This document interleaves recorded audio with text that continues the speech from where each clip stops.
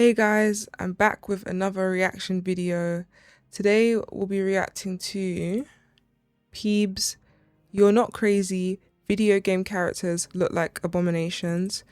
I know I'm a bit late to the party when it comes to discussing like women in video games and like how their faces are like scanned in and everything like that.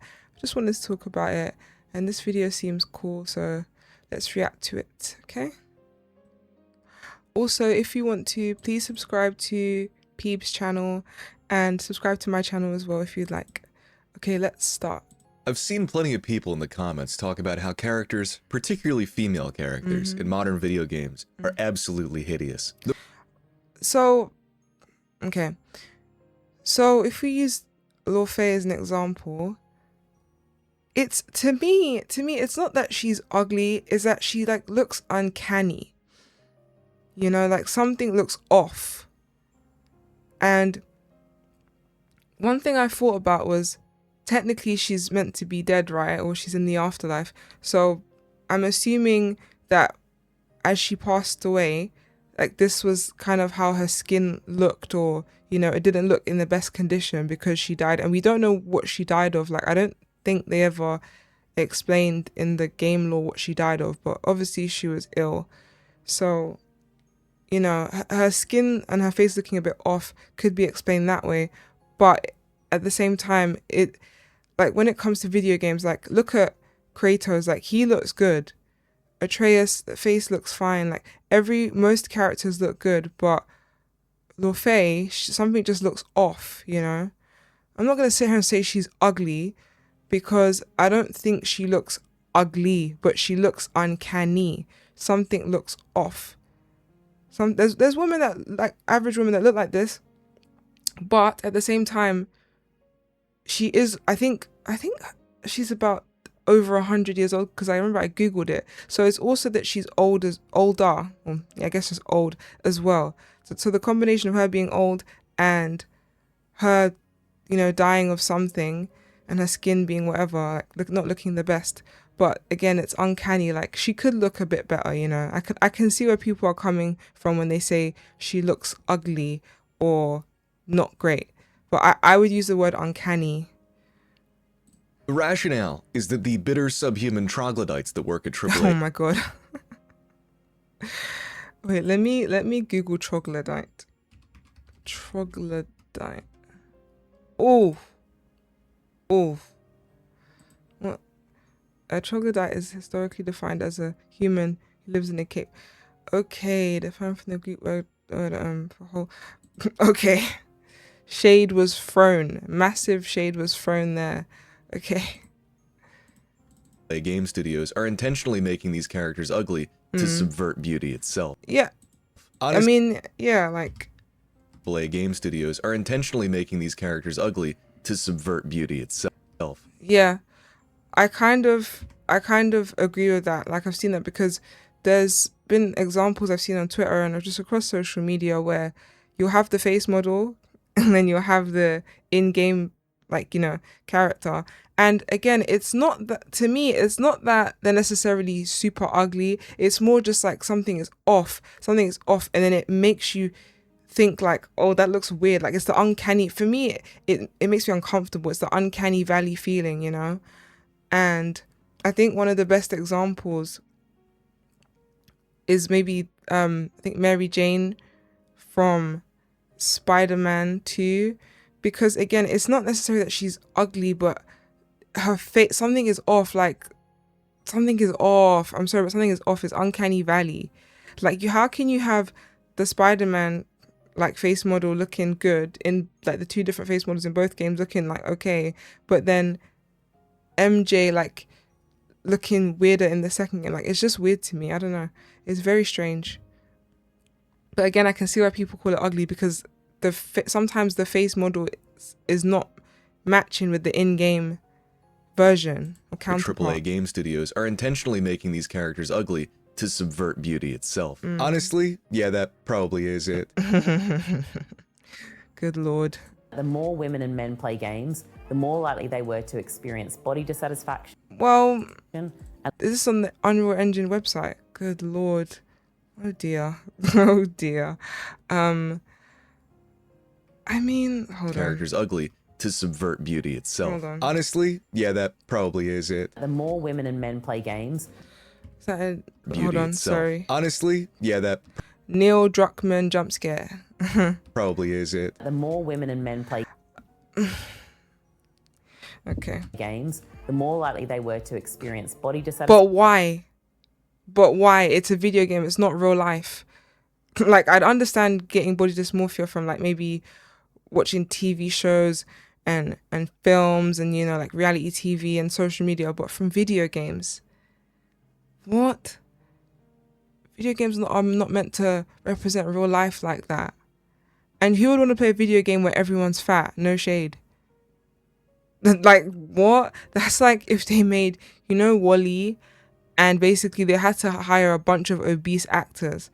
And obviously it's great if obese actors are getting work, but at the same time it's like, in a way, it's kind of like encouraging obesity. Obviously I know the film is not about that, but still, it's kind of crazy to me. I don't know. Yeah, like, I don't know. And even with like, again, like with your face, like if you see a good looking character in a video game and you start to feel subconscious, that's not the video game's fault. That's not the developer's fault.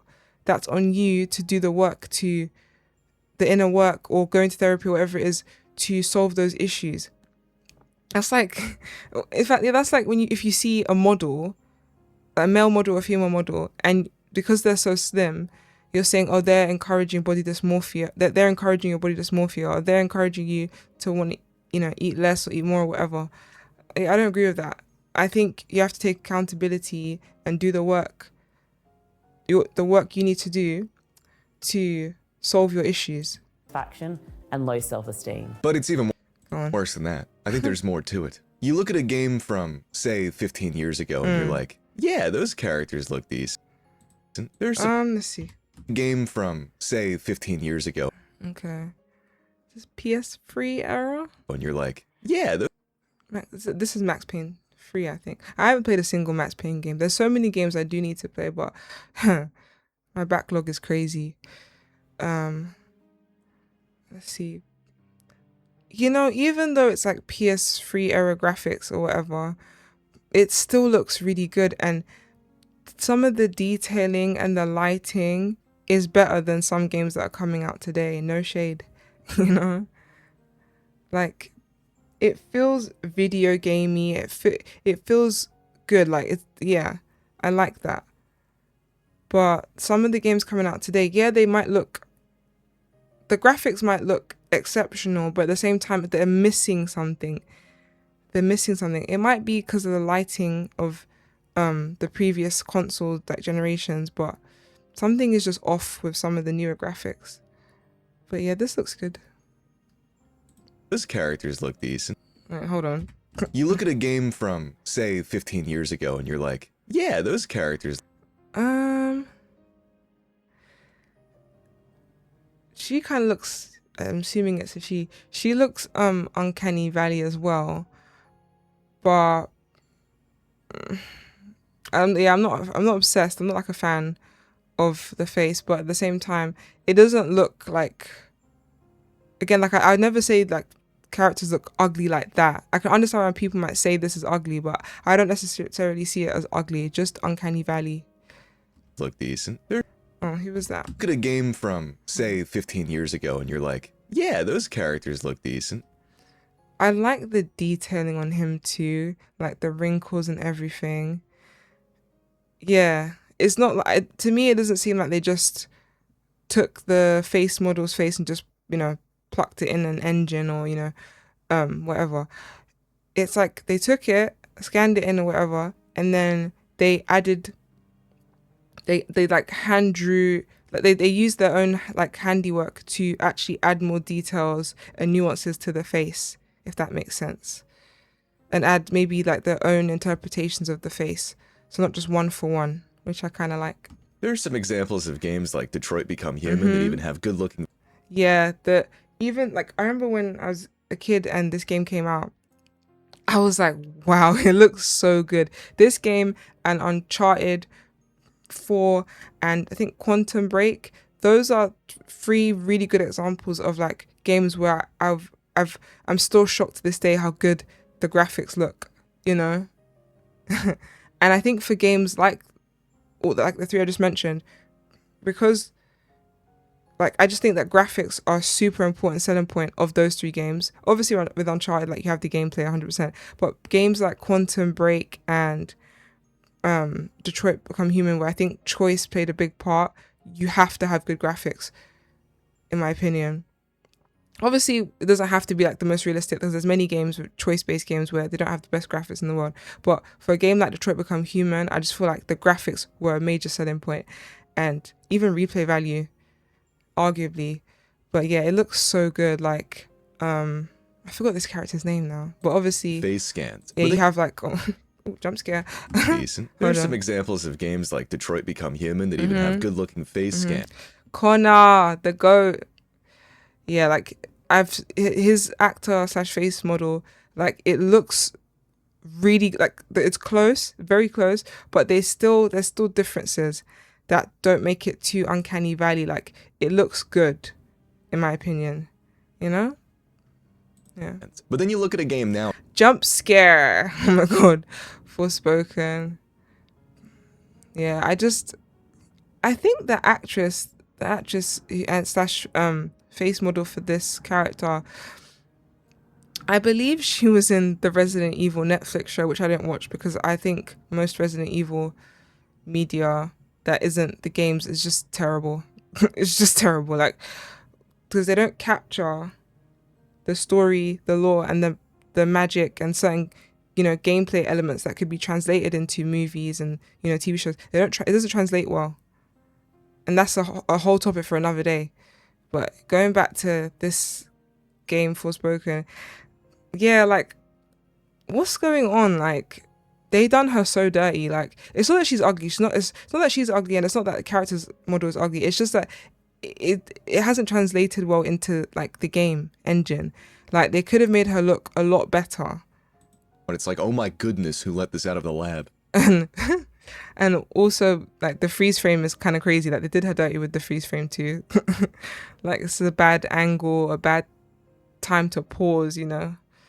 My problem is genuinely not even stuff like the peach fuzz, which is an I mean, another thing that I've talked about this on my channel before: gameplay over graphics. Sony, on its previous console generations, like especially like PS1 and PS2, had thousands. Well, I don't know about thousands, but I definitely know that Sony had hundreds and hundreds of exclusives on PlayStation. But PlayStation 5, the current generation, I don't think there's been 100 exclusives. In fact, I could let me search it right now. Hold on. Ooh, sorry. How many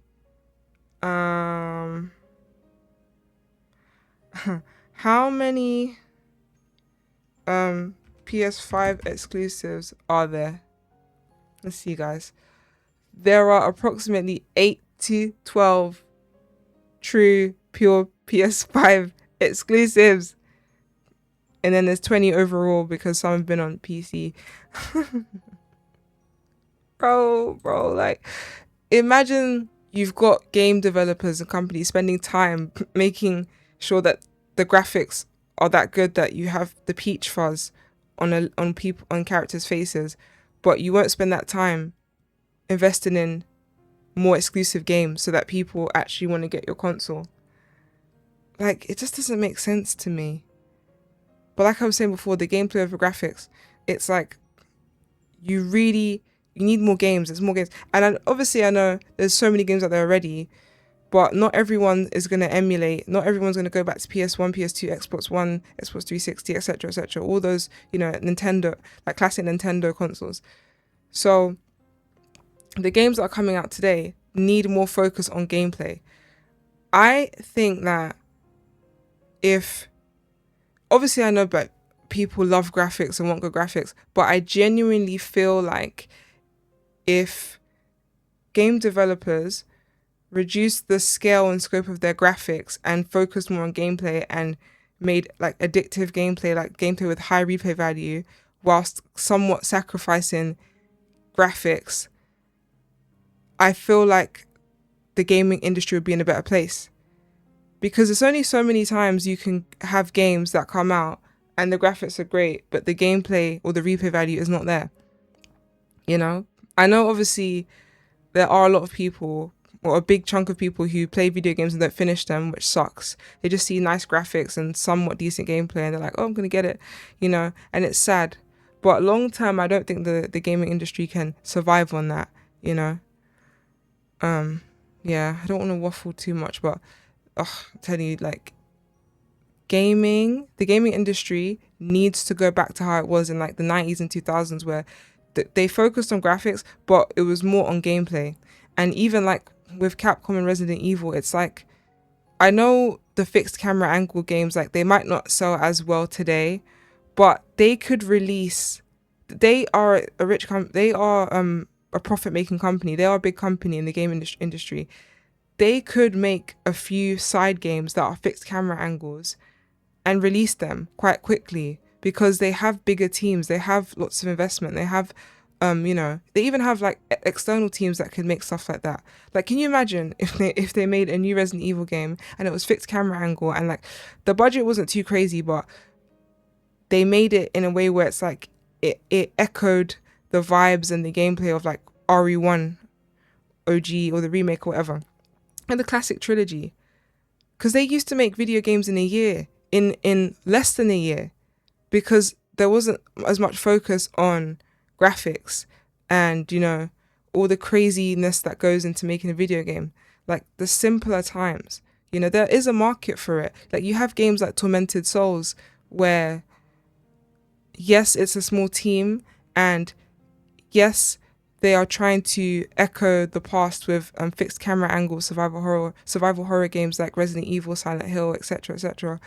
But the passion they put into it, and they use, I think, Unreal Engine 5, and the graphics are beautiful. They are beautiful, but that's not the main focus. The main focus is the gameplay and replay value.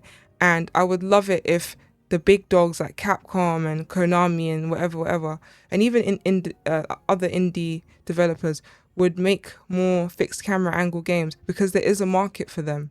Horror gaming is still huge, you know? There's so much innovation that could be had there, so that more and more people can get into fixed camera angles and tank controls. Because yes, tank controls can be finicky at first, but once you learn it, it's, you know, there's no going back. It's great. They're great. They're comforting to me. Like once you get used to it, you know, like it's fun. So yeah. Absolutely unnecessary detail that time and resources shouldn't be wasted on. My problem is that she looks like a chronic alcoholic. Oh my god. Wait. The problem is genuinely not even stuff like the peach fuzz, which is an absolutely unnecessary detail that time and resources shouldn't be wasted on. My problem is that she looks like a chronic alcoholic. I used to work with someone who drank 2 cases of White Claw a day after work, which— What's White Claw? I got Google. I'm from the UK, so don't really know. White Claw is a popular brand of hard seltzer containing a blend of sparkling water, triple distilled spirit, and natural. Okay. Do we have it in the UK? Oh. Oh, it is in the UK. Well, I don't drink stuff like this, so I wouldn't know. Okay. Every time I say that out loud, I can't believe how ridiculous that sounds. I can't. Okay. I can't believe that I actually knew that person. But anyway, this girl I used to work with described her own face as having the alcoholic moon double chin turkey gobbler. Oh, so I'm guessing he's comparing, is her name Aloy? Aloy's face to this type of face. Yeah. Okay. And she was 100% right. She did have that. This looks that? Yeah, like it's just how you eat. Like you gotta eat right, or eat right most of the time, and make sure you get sleep, because that is not healthy or normal. That shouldn't be happening. alcoholic moon Yeah, double chin alcoholic. turkey gobbler. And she was 100% right. She did have that. This looks exactly like her. I can't. Why did I don't? I've seen her face model as well. Like, she's, you know, like most face models are quite good looking. Like, people know how to pick it when it comes to like face models and that. But it's like something is off. It's uncanny valley, bro. Her face looks a lot more masculine in certain parts, and like obviously I know this is set probably during like a time where women aren't wearing makeup, or you know, it's high cortisol because like she has to fight all these like, I think it's like robotic enemies that she has to fight. I haven't played these games, but I've seen things here and there, like clips and that. But it's just so weird. Like, something is off. Uncanny valley. That's the best way I can describe it. And hints of like, is she meant to be androgynous or something? Like, I don't know. I don't understand. Yeah. I like the eye color. Green. Green is rare, right? Not think of a more descriptive turn of phrase than the alcoholic moon double chin turkey gobbler. I mean, I wouldn't say she has double chin, but yeah, the peach fuzz is kind of crazy. It's a lot there. A lot. Yeah. For what this is. I think the real issue going on here is Oh, I like the graphics on these. I like the heels. a philosophical one, Nice. which is pretty clearly defined between Western and Eastern art direction. Is a philosophical The heels, like heeled armor or whatever, reminds me of like boob armor. one, which is pretty clearly defined between Wow. Western and I love Eastern that art outfit. direction. Eastern If I was like really slim, I would wear something like that. I could do a cosplay. games know that they are video games and are therefore not bound by the constraints of reality. That's like Like, say that again. know that they are video games and are therefore not bound by the constraints of reality. That's like philosophical one, which is pretty clearly defined between Western and Eastern art direction. Eastern games know that they are video games Yeah. and are therefore not bound by the constraints of reality. Like, let's be real. Why, honestly, which people want to play video games with quote unquote ugly characters? Like, why? Why? Like, let's be real. If Nathan Drake or Leon Scott Kennedy were not as attractive as they were, I feel like they wouldn't be as memorable and as popular, which is unfortunate because it does reveal the shallow nature of video games and entertainment in general. But like, yeah, like if they weren't as good looking as they were, I feel like it wouldn't attract as many people to the games. And gameplay obviously comes first, but people want to be attracted to what they see first. So that means having good gameplay, but also having attractive characters, and characters that are designed well, that look well, that are dressed well, etc., etc. That's like the whole point. They understand that what they're making is closer to a painting than it is to photography. Which is still funny though, because it's like a lot of graphic stuff today is about photorealism, and even with some Eastern games and companies, like it's really about capturing faces. And there's a company, is it, oh God, I have to Google again, guys, sorry. Is it Quixel Yeah, this company, basically they have a lot of assets where like companies or indie developers can scan, like can get images and stuff and just scan them into their games instead of having to like take pictures themselves or go out and, you know, get the primary pictures themselves. And it does save time and maybe some money, but you know, it just becomes a thing where all games that look very similar will have, you know, share a lot of, they lack uniqueness in certain ways. The philosophy behind Eastern art direction is to render things in an idealized form, or as your mind perceives them, not as they actually are. I say Okay. that as someone who absolutely is not a weeb, and I'm gonna be real, I don't know why people like this stuff. I got accused of being a weeb once, but I'm not really. I'm not obsessed with like Asian culture, like, you know, like Japanese and Korean. But I respect people and their cultures and stuff like that. By the constraints of reality. That's like the whole point. They understand that what they're making is closer to a painting than it is to photography. The philosophy behind Eastern art direction is to render things in an idealized form, or as your mind perceives them, not as they actually are. I mean, okay. Say that as someone who absolutely is not a weeb, and I'm gonna be real, I don't know why people like this stuff. Not that it's necessarily representative of, you know, whatever, I digress. I don't know what he was gonna say or cut himself off from saying, but this type of art style, not this one. Not as they actually are. I say that as someone. Yeah, this type of art style I'm not obsessed with. It's not bad, it's just not appealing to me. But maybe I should try a game or two in this art style. Maybe I'll actually end up liking it. But the main thing, like I've noticed, like as he's saying, like Eastern devs, they care more about putting you into a world and making you enjoy it on average compared to like the Western developers, where it's like they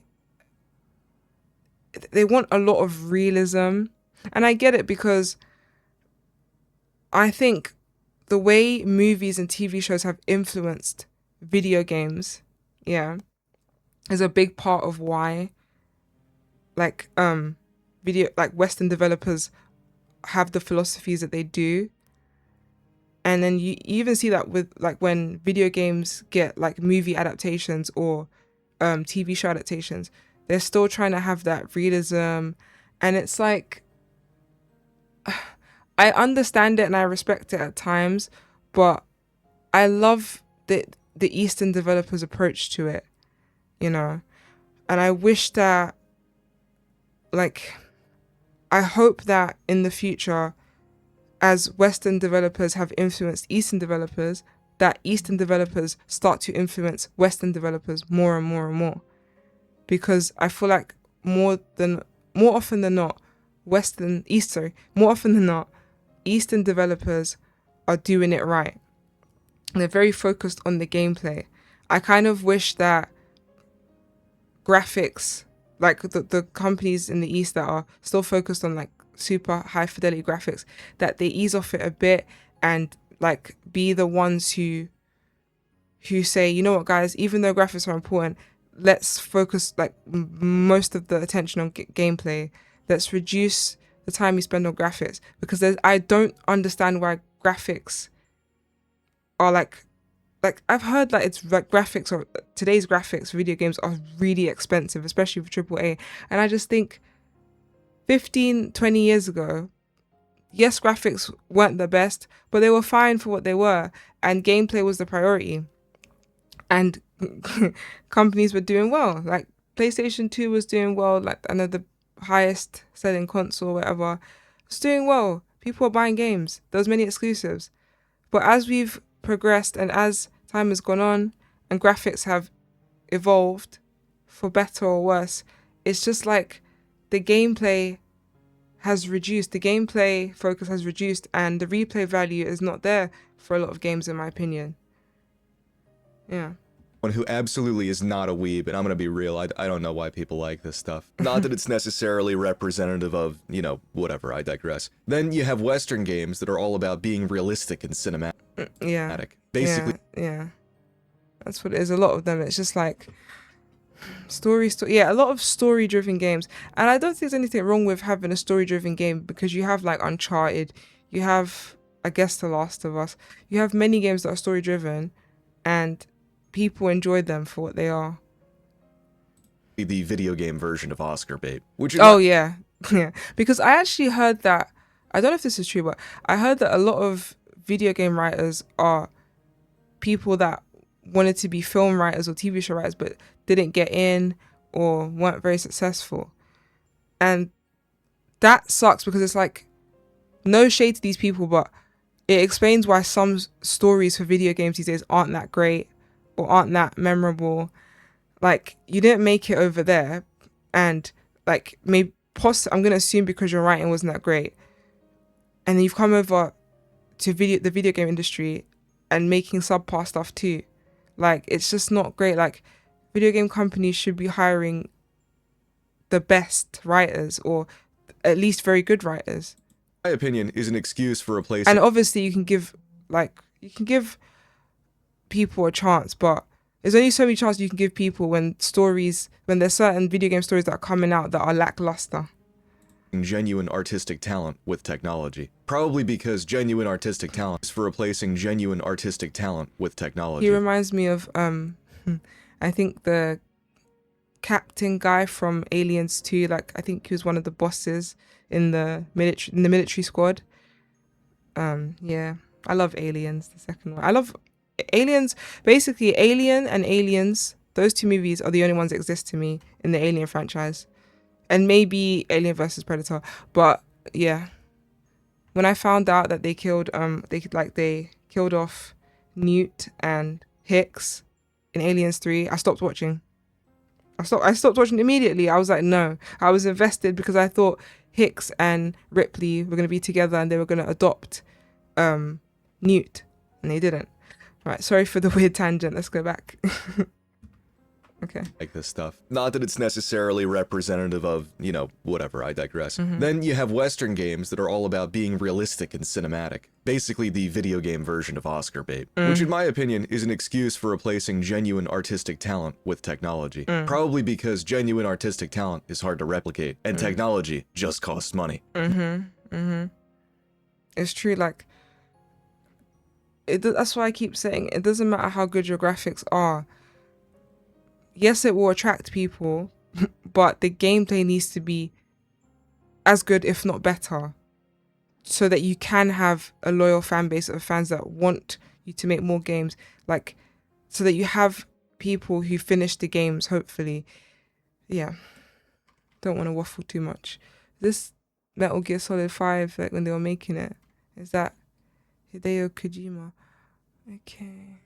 I'm assuming this was in Japan then. The way I see it is this. With my extremely limited experience It's quiet. working with mocap, normal animation is like chiseling a figure out of raw marble. Okay. The face scan is like having a machine make the rough sculpts with the intention that it's going to speed up your work. But then with Oh, yeah. I get that. And then you just come in with your, as I said before, I think earlier in this reaction, I said that they scan the face and then the artists come in and add little imperfections, add their own details to make the character unique and, less uncanny valley.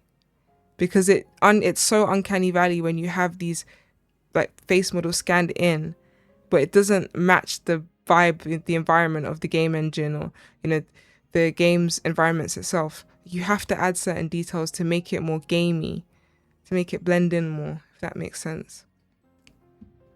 Okay. games now, it's like they just take the face scan and go, all right, that's good, ship it. And very little, if any, effort is given to But do you know what's crazy with this? They did take the face scan, but they didn't just like drop it in and that's it. They actually added stuff to it, but they made her look older, possibly sickly, because, her character is meant to be passed away and this is probably the afterlife. Like, there's many things they've added to her face, but her face model, her actress, like, she doesn't look like that. Her face model, I think she's quite young. I think she's in her 40s or late 30s, I'm not sure. But yeah, this character is meant to be a lot older, so I understand why they did certain things, but it just looks uncanny valley, and I get why people are calling it ugly, especially when in Ragnarok, God of War Ragnarok, she didn't look like that. I get it, she was younger and she probably wasn't sick yet and stuff, but it's just kind of a downgrade, and it's a shame because her actress is very beautiful, and I can see some beauty in this, like in her face on like in this from the screenshot, but it's overshadowed by some of the other details, like the sickly nature of her face and the aged nature of her face, like her looking quite old, and the uncanny valleyness. Okay. Launching it into something that works in the world of a video game or doesn't look uncanny in a reanimated corpse. Oh, he used, finally, okay. He said the uncanny valley thing. Sort of way. Yeah, like, see, a reanimate, that's what it's giving. It's giving reanimated corpse. It's really giving, like, because she passed on and she was sick, I'm assuming, and she just aged, like, she really aged up because of whatever illness she had.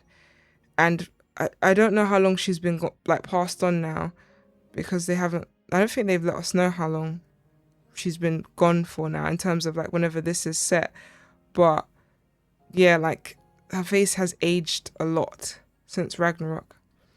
Works in the world of a video game or doesn't look uncanny. But then again, Ragnarok, the scenes with her were set before, like when Atreus was a baby. So again, like time has passed. But yeah, okay, I keep interrupting Peeb. Is given to massaging it into something that works in the world of a video game or doesn't look uncanny in a reanimated corpse sort of way. The two. Why did they? Okay. They keep doing certain people dirty, you know, in these video games. Like, I'm sorry, it's kind of offensive. It's kind of just like kind of crazy. Like, it happens to all races, so I'm not gonna say, oh, it's just one race that's being targeted. But this is crazy. Like, wow. Why does her hair look like that? Like, why have you done that with her hair like that? This is crazy. If I was the face model of the actress, I'd be very offended. Like, that's crazy. Latest example. Again, it's the uncanny valley. Like no soul behind those eyes. Like, what is this hairstyle for the girl? Like, you couldn't get her braids right, really? You couldn't get her braids right, really? For putting so much effort into graphics, like, Examples of this are 007 First Light and God of Warlaufey. I don't think this is okay. He does not care. He's just here for the vibes. He's like, why is this person speaking to me? Or looking at me? Intentional subversion. I think this is incompetent. First Light and God of Warlaufey. I don't think this is intentional subversion. I think this is incompetency or saying good enough. Laufey in particular is jarring in the way it looks like they just ripped a real woman. Oh, Dwight. I mean, I get where he's... Okay, hold on. Let me finish. Saying good enough. Laufey in particular is jarring in the way it looks like they just ripped a real woman's face off and put it on someone who doesn't quite fit her exact dimensions. But do you know what's crazy? I'm pretty sure... Yeah, this is her face model / actress, I think. How can you scan the actress's face, that / face model, and then make her do the acting, and her face looks odd, like with the facial capture. Like, I remember for Spider-Man 2, apparently the original face model of Spider-Man 1 on PS4, like they changed the face model, and the excuse they made was that it wasn't matching, like it wasn't good for the actor because they had separate face model and actor. But how is it the case here where you have the same face model and an actress, but like some of the movement, some of the facial capture is off? I don't know. It's a bit strange. If you look at the actors and actresses that were scanned, they're good-looking people. In-game, they look like Leatherface. It's a special... Okay. I feel like Leatherface is an exaggeration, just in the sense of, with Leatherface, it's like, it's obvious. Like, it's like, come on, it's extremely scary. Like, you know, with this, it's more like, it's uncanny valley. Like, you're in that zone. That I don't know if Twilight Zone is the right way to say it, but you're in that zone where it's like that purgatory where it's like it kind of fits, but then it kind of doesn't. Like, something is off. Uncanny valley. Evident in the case of Laufey. It's not like they cast some hideous hag to play the character. I'm almost impressed they managed to take this good-looking person and make her look like a hag raven from Skyrim. It really, like, isn't even her fault. The face scan is a good place to start, I'm sure, but you need some artist to actually come in and make it not look like the stuff that I do. Okay. Why? Okay, I'm guessing it's... To start, I'm sure, but you need some artist to act... What game is this? Is this Cyberpunk? I don't know. It's giving... Yeah, I think it might be Cyberpunk, but correct me if I'm wrong, guys. Why is this... What kind of hairstyles... Why do they do this to us in video games? When I say us, I mean black people. Like... I mean, like, why... What is this hairstyle? It's like, you know that hairstyle they give a lot of black characters where it's the dreaded man bun, like the braids, and then they put it back into a man bun. Like, obviously, if people like the hairstyle, it's fine, but can we have some variety, please? Yikes. actually come in and make it not look like the stuff of nightmares. Jump scare. You need to actually do the final sculpting by hand in this analogy. I'd wager that Detroit Become Human has such good looking face scans because that was a huge deal at the Mr. Krabs, look, it's Mr. Krabs. And I think God of War, the lady, the actress, she's in Daredevil, right? I watched the Netflix ones. I haven't watched the Disney one. I no. Sure that Detroit Become Human has such good looking face scans because that was a huge deal at the time, and Mr. Krabs. a lot of effort went into making sure that they were perfect. When things that aren't people but appear indistinguishable from them is the main thrust of your plot, you really can spare no expense in making sure that the graphics sell that. Exactly. Graphics were a big part of, or rather, the machines, the androids, looking really like close to humans, almost indistinguishable, is very high selling point of the game and the game story and the gameplay. It was integral, you know. But there's other games where the graphics don't, like, the graphics really shouldn't be the main selling point. It should be the gameplay. And do you know what's crazy? Like with GTA 6, I don't think they've released actual gameplay, but people are still hyped, which I can understand. But people are, imagine pre-ordering when there's no gameplay released at all, like nothing to judge. Like, that is wild to me. And obviously it's a series, it's a highly rated and like many fans, like, you know, series. So obviously people have certain expectations and like they're kind of prepared to pre-order because they kind of have an idea already of what the gameplay will be like just based off previous iterations of Grand Theft Auto. But it's still kind of wild that you wouldn't even wait till any gameplay has been released. That's wild to me, but, you know, to each their own. Of your plot, you really can spare no expense in making sure that the graphics sell that. Even in an Eastern game like MGSV, the difference between Quiet and the actress who plays her is striking. And you can bet your ass Kojima wanted this character to look as good as possible. Here, it is definitely a limitation of the technology. I think a lot of games that came afterward are complacent, thinking that you can just plop in a scanned human face to a virtual world and that's good enough because it's realistic, is a microcosm of so much of what is wrong with the approach to video games as a whole. I mean, I agree in the sense of video game companies are just putting too much, too much of their workload into graphics, and they could save a lot of money by still having good graphics, but really reducing the amount of time that they spend on making, like, how do I put this? So yeah, the artistry is important. Yes, the artistry is important in making things look less uncanny valley. But the amount of money that's put into graphics and, you know, like, just the amount of money that's put into graphics when that could be invested in gameplay or making other games. That's another thing as well. The budgets for games used to be a lot cheaper and you could make really good quality games based on those cheaper budgets and you'd have a lot more quantity. That's what's annoying too.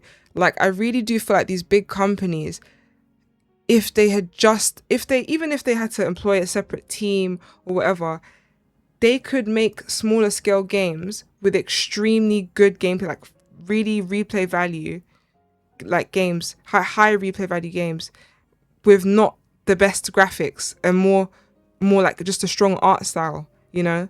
Art style is important. And that's another thing as well. Art style over good graphics all day. Art style over good graphics all day. Look at a game like Bloodborne. Look at the Souls games. Bruv, the Souls games are not doing this high fidelity, high, you know, realism graphics. Look at Elden Ring. Look at Bloodborne. Look at Dark Souls 3. Sekiro. All those games look very good. Okay? But gameplay is still the priority. Gameplay and the story to some extent. Okay? I'm not saying everyone has to be like From Software, but I feel like when you have a game like Elden Ring that has sold, how many copies it sold now? I'm sure it's like over 50. How many copies? I can't spell. How many copies has Elden Ring sold? over 30 million. And I guarantee you a lot of that is physical copies. And that was shade towards Sony and PlayStation. Yep. 30 million, 30 million. And it's the graphics are nowhere near as realistic as like Resident Evil games, or like The Last of Us games, or any like games you could think of. Really, the graphics are not like hyper realistic. Okay, it's all about that art style. It's all about creating worlds with strong gameplay and replay value. Strong replay value. Which is the idea that technology or ideological platitudes can replace creative vision. I think the claim that you're just... 1 second. See, with this as well, again, it's that uncanny valley and just a bad freeze frame, a bad pause. But it does, I can understand people say it looks quote unquote ugly because it looks strange. It's like uncomfortable to look at, But there are people, there are women in real life, like if you get them at a bad angle or pause at the wrong time, they'll look like this. But yeah, they do some of these face models so dirty. Sexist or whatever because you think that this thing is ugly, which I mean it is. It looks like one of those SpongeBob close-ups. This isn't even how the human eye works. This thing is ugly, which I mean it is. It looks like one of those SpongeBob close-ups. This isn't even how the human... Oh, jump scare. Jump scare. Oh, is that from Mass Effect Andromeda? I've never played a Mass Effect game actually, but I remember a few years ago when this one came out, and I used to watch PewDiePie. He made a video about it. I need to watch that again. It was so funny. It was just like, what is going on in that game? What was going on with Andromeda? The graphics, the facial animations, the movements, yikes. Human eye works. The characters in Western AAA... Is this the Star Wars Outlaws? I can't remember what it's called. I've seen the face model for this one as well. It's just like, it's off, man. It looks weird. Something's up. And the hairstyle, like... But you know what's crazy? Like, what's her name? Ellen Ripley from Alien. Like, she had a similar hairstyle, but her hair was like more curly. But this, like, oh, it's just, I don't know. Something's off. Yeah, and her face, like, does she look dehydrated or like something's off? Uncanny valley all day. Games now look like how your buddies do off of 7 grams of mushrooms. It's like you can see the capillaries beneath their skin. It's gross. This is not what women look like without... There she looks all right. Again, it's like the angles and... Well, it kind of looks like she has on makeup here. But, obviously she probably doesn't. But look at that. A much better angle, I'd say the lighting, not too bad. Makeup or whatever horseshit people try to defend this with. This is like what someone... What did he say? Off of 7 grams of mushrooms. It's like you can see the capillaries beneath their skin. It's gross. This is not what women look like without makeup or whatever horseshit people try to defend this with. This is like what someone wearing another person's face like a mask looks like if you point a macro lens at it and jump scare. Zoom in. I mean, again, I'm gonna have to say she's technically, she's technically a person who's passed on and is quite old and passed on because of an illness, I'm assuming. So it kind of makes sense why her skin is like that and her face is like that. But they could have done better. Like, you can't introduce her in Ragnarok and have her looking that good, or and then have her look like this in Laufey. It's just like, come on. But yeah.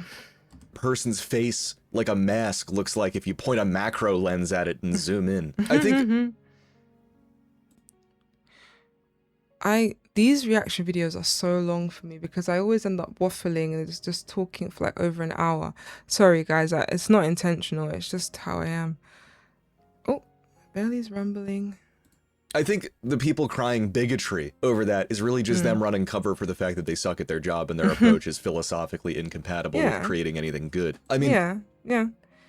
Some of these people in specifically the Western world, when it comes to making entertainment and media and games, it's just like,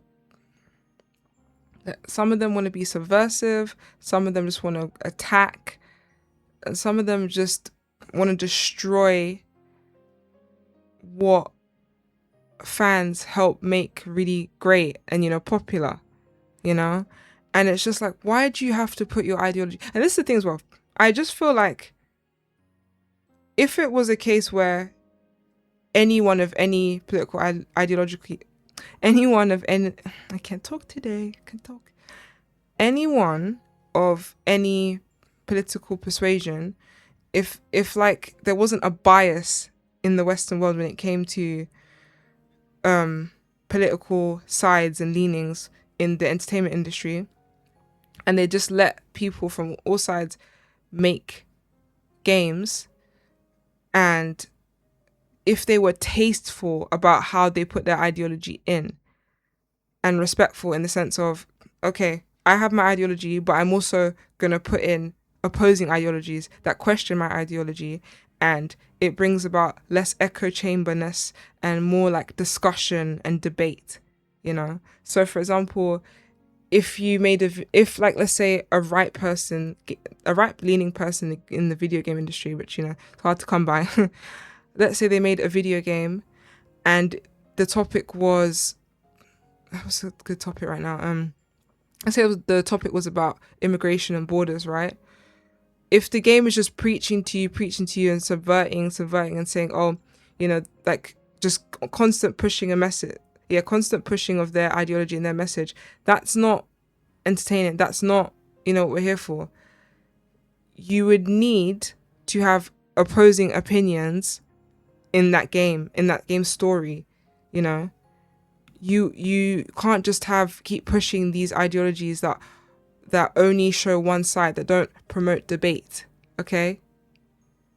It's not how that works. And even then, like, really and truly, politics should be out of video games. It shouldn't really be in video games unless it's relevant to the story, you know, or relevant to the gameplay, whatever it is. But if you are going to do it, make sure that, and especially with indie developers, because with big developers, like I know a lot of them either want to avoid the politics or they'll do left-leaning politics, right? So the indie developers who are either left-leaning or right-leaning or leaning or in the middle or whatever, if you're going to add politics to your games, be fair, have opposing opinions, bring about discussion, okay? Yeah, okay. Everyone always talks about how the women look awful, but the dudes look awful in a lot of... Yikes, is that Nicolas Cage? ...creating anything good. I mean, everyone always talks about how the women look awful, but the dudes... Jump scare. What did they do to Nicolas Cage? Like, again, uncanny valley. And, you know, and then he's saying the dude... Hold on. ...look awful in a lot of these games, too. I mean, on average, I feel like the men typically are catered to more and look better than the women, which is just so unfair. Like, I don't like that at all. It should be equal, or as equal as possible, you know? We need good quality. Like, but Nick Cage looks crazy. Hold on, he looks crazy in this game. Everyone always talks about how the women look awful, but the dudes look... Oh my god. Where's the soul behind the eyes? He looks half asleep. Like, he's barely functioning. Like, what is this? Awful in a lot of these games, too. There is a marked... I wonder if it's Nick Cage who's doing that mocap. Yikes. Oh my gosh.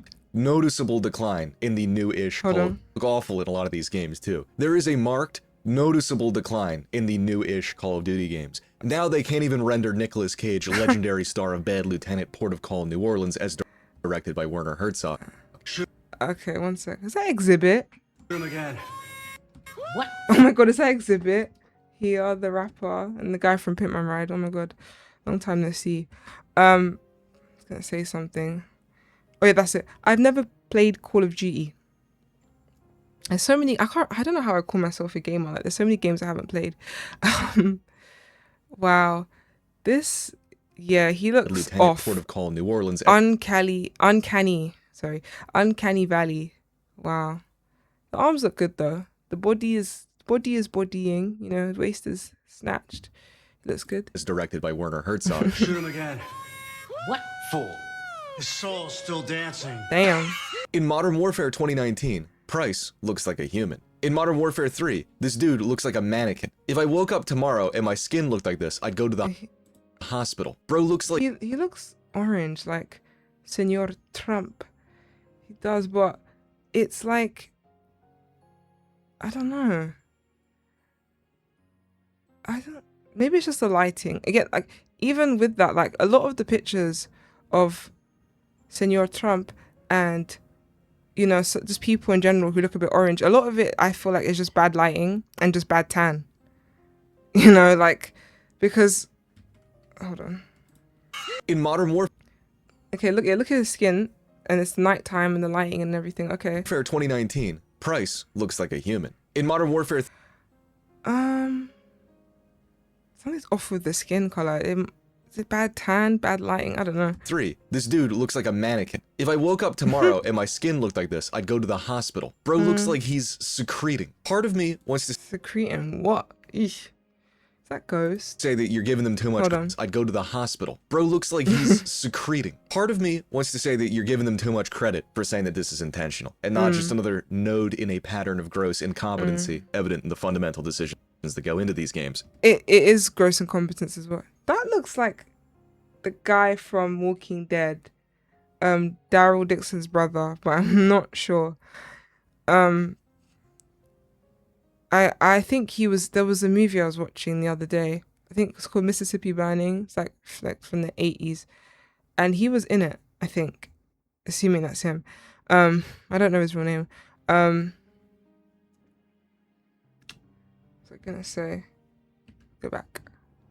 Another node in a pattern of gross incompetency evident in the fundamental decisions that go into these games. Yeah, that's what I was gonna say now. So basically, it's a combination of gross incompetence.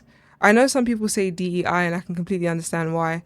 And then obviously the philosophies of a lot of these people in the industry, and just people who just don't really care about gameplay.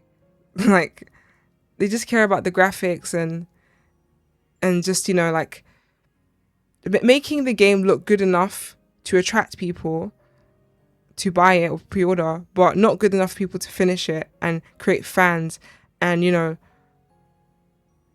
like, make gamers feel good long term, you know? But then something like The Outer Worlds exists. Oh. I mean, even though this looks I'm gonna assume he's gonna complain about it. It does look video gamey. Like, it doesn't look like, I like how it doesn't look realistic. It's kind of like silly and quirky, but what does he have to say? Where it genuinely looks like forced androgyny. There's Oh yeah, of course.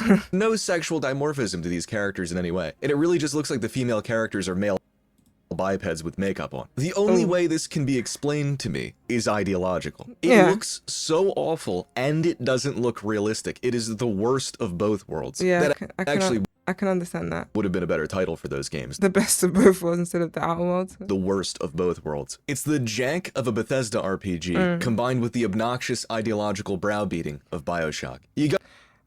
I have BioShock. Every time I try to play it, the controls are just... I will play it one day properly, but the controls are just annoying me. So browbeating of BioShock. I think it's because I know what happens in the story. The story, the key parts are, like, I think ideology and politics and stuff like that.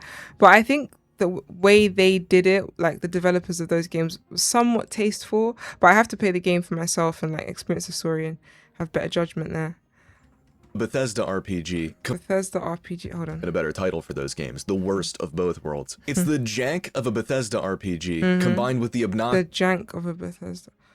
I've actually never played any of those games. I don't have interest in any of the Fallout games, really. No. I mean, they're probably great, but... I don't know.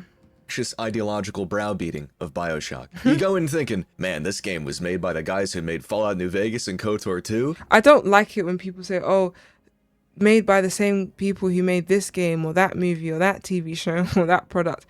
Like, so the product should be able to stand on its own. I get why they do it in terms of to attract people, but if the thing isn't good, it just makes those people that you're saying made other stuff look bad. Yeah, I just think it's a risky thing to do, but I get why people do it, but I'm not a fan of it. I think the product should stand on its own. And you leave thinking, man, this game was made by Oh, the yikes. guys that made Fallout New Vegas and Why is everyone... I'm not being heightist, but why is everyone so short in this world? KOTOR 2. What happened, man? On paper, you'd think that I am the demographic for these games, but they're Why? just like, Jesus Christ, man. Like, you can't act like... Is this an art style, or like, is this how people in the world they've created in the game just all look? Okay. Let me not be mean. This was not intentional. I would make a video on the Outer Worlds if I could bring myself to finish one of those games. Speaking of ideology, I have a controversial opinion. Okay, let's hear it. You are not going to like That is crazy work. it. I think that The Last of Us is complete and total garbage. Both of them. And the show. It is... Hold on. I have a secondhand copy that I bought from CEX from UK. It's like a secondhand gaming shop where you can like buy and sell stuff. I bought that, I think my parents bought it for me years ago. I tried to do the first few sections. I didn't have a great time with it. I could replay it again and see if I changed my mind. But what I'm trying to get at is the story-driven games,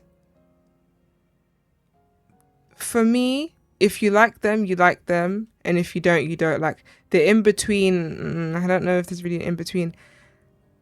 There's certain games where especially on the first playthrough, you only want to play them to get that, to complete the story. Because sometimes the gameplay is not good enough on its own. But I know there's people who like speedrun these games, so I'm sure there is replay value in The Last of Us and Last of Us Part 2. But I will probably never touch The Last of Us Part 2 just because of what they did to Joel. I'm sorry if that offends someone, but that's how I am. It's like...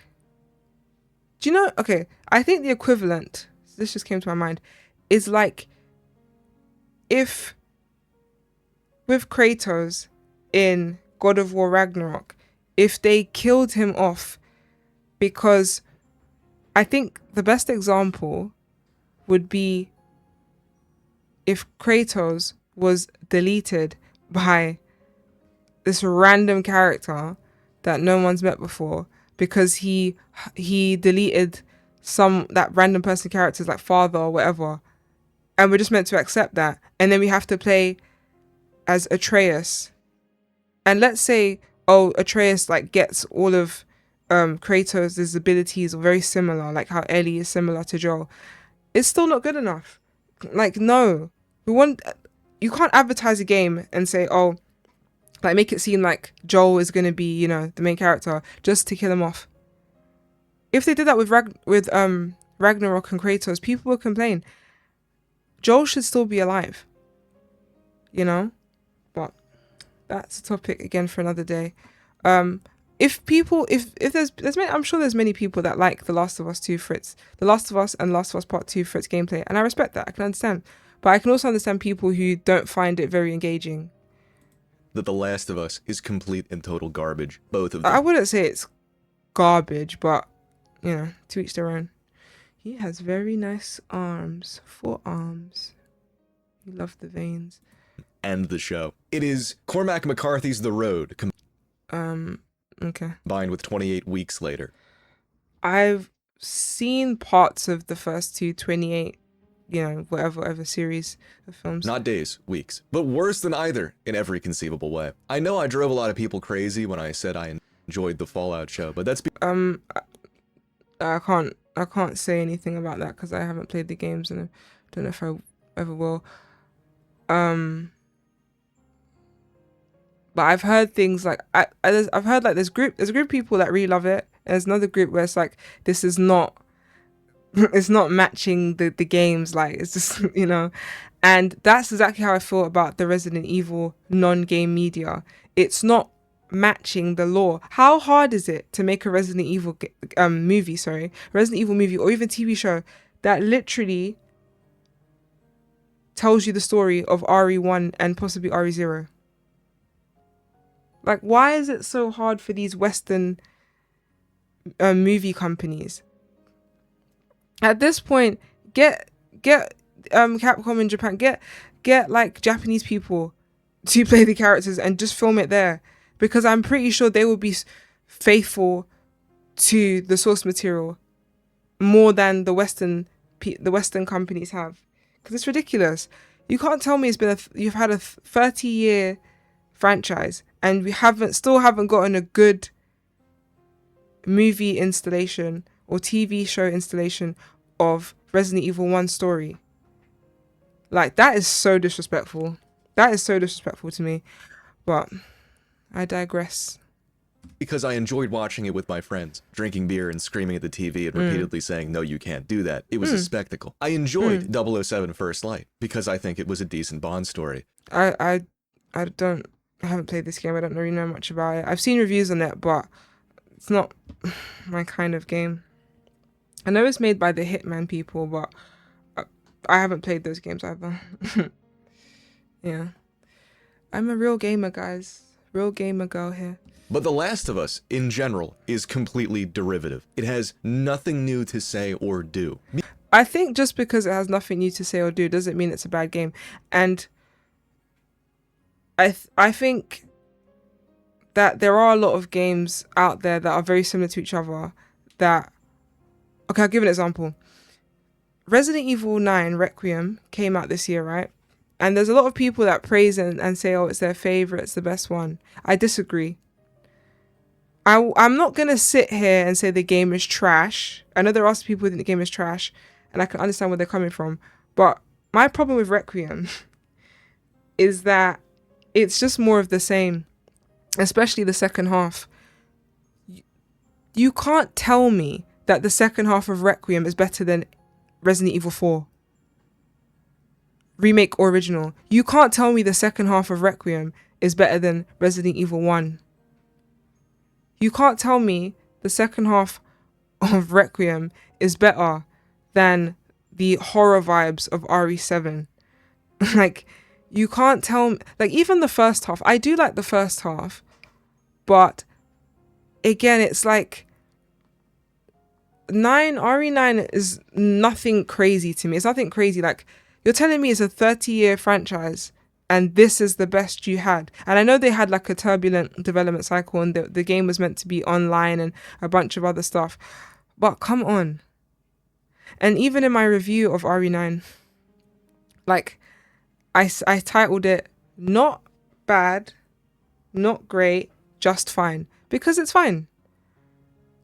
And going back to what peeb has said, like, he says The Last of Us is what, derivative and like doesn't do anything new or something? In general, is completely derivative. It has nothing new to say or do. Yeah, so it's like, obviously there is some newness with Requiem in terms of like Grace's sections with the whole injector and blood collecting thing.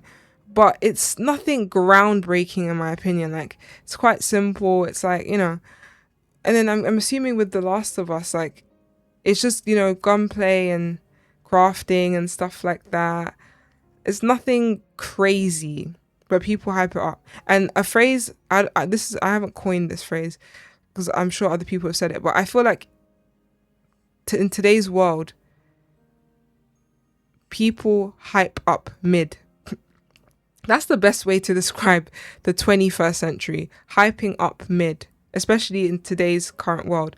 People like to hype up mid. And it's sad because it means that the really strong quality things and higher quality things, it diminishes them.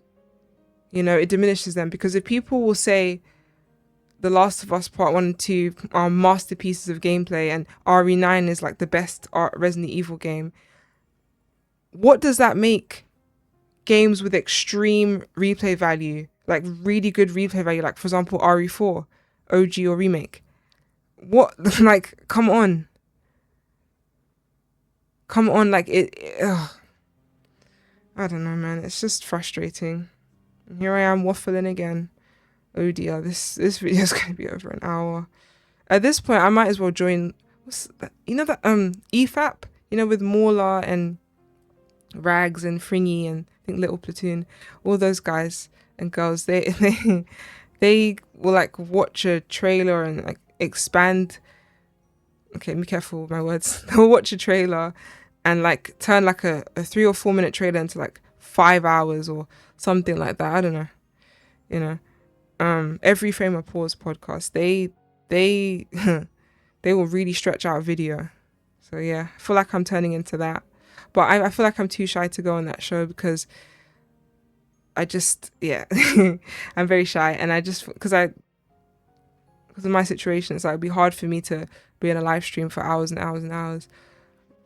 All right. Sorry if you hear any background noise. It's just my family.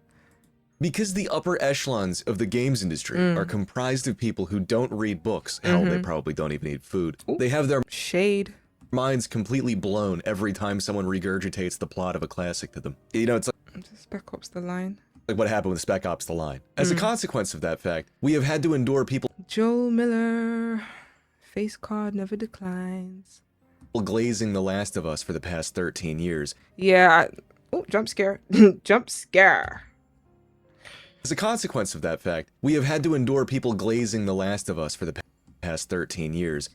Yeah, I just feel like this game is overhyped. I think it's hyped up because of the story and the emotions behind it, and I 100% get that. But I feel like how this game is hyped up for the story is kind of like how RE4 is hyped up for the gameplay, right? But my thing is, if The Last of Us was just a TV show or a movie, then you can hype it up all you want, like whatever. But because it's a game and the gameplay really should come first, I feel like it is overglazed, overhyped 100%. Whereas with RE4, it's okay to overhype it and overglaze it in the sense of it knows it's a game and the gameplay is paramount, you know? But yeah, hopefully that makes sense. And insisting that Neil Druckmann, its creator, is a Jump scare. You know, let me not be mean, even though god. As I often say, no matter how, and insisting that Neil Druckmann, its creator, is a god. As I often say, no matter how many times you keep saying it, it doesn't make it any more true. One of my favorite videos on the internet is Neil Druckmann's talking. That's a good quote. It's applicable to many things, but it's also kind of subjective because people, I know it's cringe to say, but there's your truth, my truth, and the truth. Yeah. So He gave about how women need to be ugly in games because otherwise that would be offensive. imagine what? So while working on the last Wait, women need to be ugly in games because that is the most vile and probably misogynistic thing I've heard in a minute.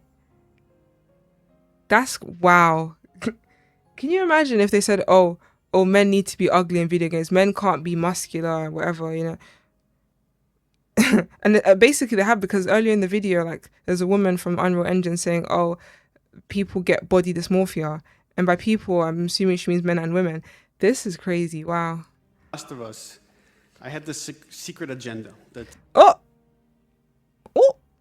He said the quiet part out loud. Oh. Wow. Just, oh.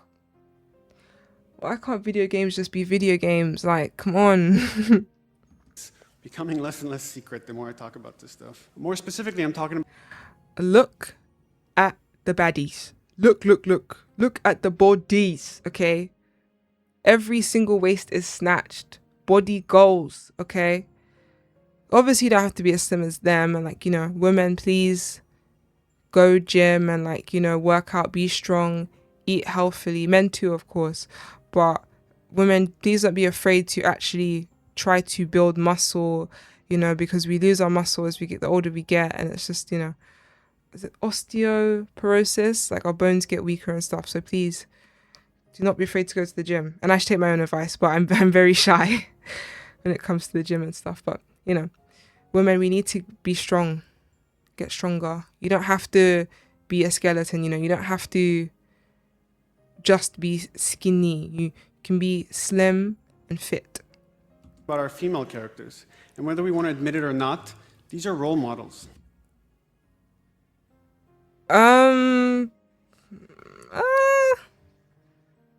but I kind of get what he means, but at the same time, the average woman, okay, they're wrong. Okay, when it comes to cosplaying, yeah, there are women that will cosplay like this, of course, but what are you trying to say in terms of like the way they're dressed? Or what they're going to influence women to dress like this? Most women don't dress like this. Most, like, come on, let's be real. Let's be real. Was he trying to say that, oh, women in video games can't look like this because it will influence women to dress like this? Most people would complain if women were dressing like this. You know, let's be real. And yet we sexualize, we objectify. Male characters get sexualized and objectified as well. Look at Kratos. Look at Kratos. Look at his body. Look at the abs. Look at the height, the voice, everything. I can understand in the sense of, yes, women are marketed in video games to be appealing, and I get that, but there's nothing necessarily wrong with that if they're keeping the same energy when it comes to the men too, if the men look good too. Like, there's nothing wrong with men and women looking good and attractive in video games. Obviously there can be extremes where it's like, okay, this is literally just like, you know, you're doing way too much. But I feel like all the examples that he put here aren't anything too crazy. Like, yes, the outfits are very revealing and whatever, but it's not like I put this. It's not the most tasteful, but it's not like they're 100% NUDE. Do you know what I mean? Like, get a grip, sir. Get a grip. Like, it's not that deep. It's not that deep. Admit it or not. And you have the freedom to make games where women are more covered up or they're not more covered up. They're revealing. Why are you trying to do this thing where it's like, oh, all video game developers have to be like me. All video games developers have to make sure women are covered up. Where's the freedom? Where's the variety? Variety is the spice of life, right? These are role models. Okay. And yet we sexualize, we objectify, we marginalize. Marginalize? They're video game characters. What? I'm pretty sure, what's her name? Quiet. She's like a sniper or something. Like, and there's reason, like her story. Like, oh my God. Okay. I mean, I'm not going to get into it. I'm not going to get into it. No. And I'm pretty sure this girl is like a robot or like AI. I don't know. And then this girl, is she from Dead or Alive or Tekken or something? I don't know. She looks like one. Like, it's fan service, sir. You can make games where the women are covered up if you want, but don't attack developers for making video games where the characters look like this. Use these female characters a lot less than they can be. Quiet is literally a sniper. She's not... I think her name's Cortana. She's literally very important to the main character of Halo games, and like she's very intelligent. I think she's AI or something, I don't know. And then this girl, I'm pretty sure she's like a fighter or something. They're not being marginalized. If they were being marginalized, they wouldn't even be in the game, sir. Or they'd be in the game, but they're just being cutscenes. You wouldn't be able to play as them. I don't know if you can play as her because I haven't played Halo, and I haven't played any of these games really. But I'm aware that she is like in Quiet. She can like shoot her sniper rifle and stuff. And then I'm assuming you can play as this girl in a fighting game or whatever. They are not just their bodies. You can play as them. You know, like, wow. Okay. And this is coming from a guy that almost made a really misogynistic game. Infected. Well, sir, you have a typo. It's infection, not infection. So get it right. What is this? How is this misogynistic? Can you explain? Like, any context? So I kind of know what I'm talking about. Do you though? So once this thing failed and I had this awakening, almost exactly at the same time,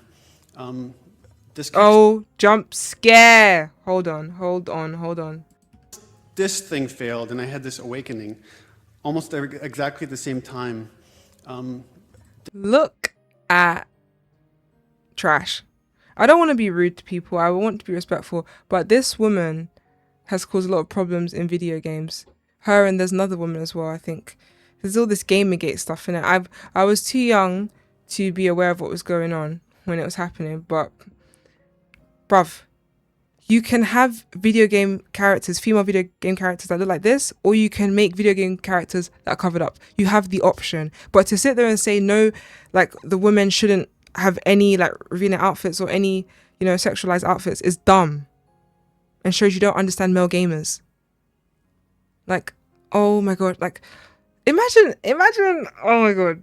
Lara Croft. Imagine coming after Lara Croft. Like, that is crazy. A pioneering character for female for female characters in video games. This is insane to me, but I'm not gonna get into it now.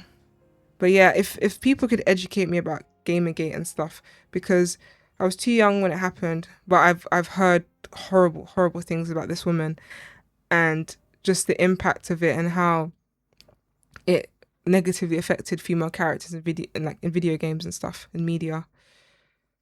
This Kickstarter happened about the tropes versus women in video games. That is a tired issue by this point. Yes, but hey, it's still prevalent today because this woman, I think she's still around trying to make connections in the video game industry. And if it's so easy for someone like her to get in the industry, at this point, some silly woman like me could probably get in and see what all the fuss is about. Because this is like so dumb to me. It's so dumb to me. Like, oh, wow. Be hard pressed to find someone who isn't the equivalent to the Japanese dude who surrendered in 1970. I don't know what he's referencing there. I don't know. Fight about that one these days. Should I Google it? I can't be bothered at this point.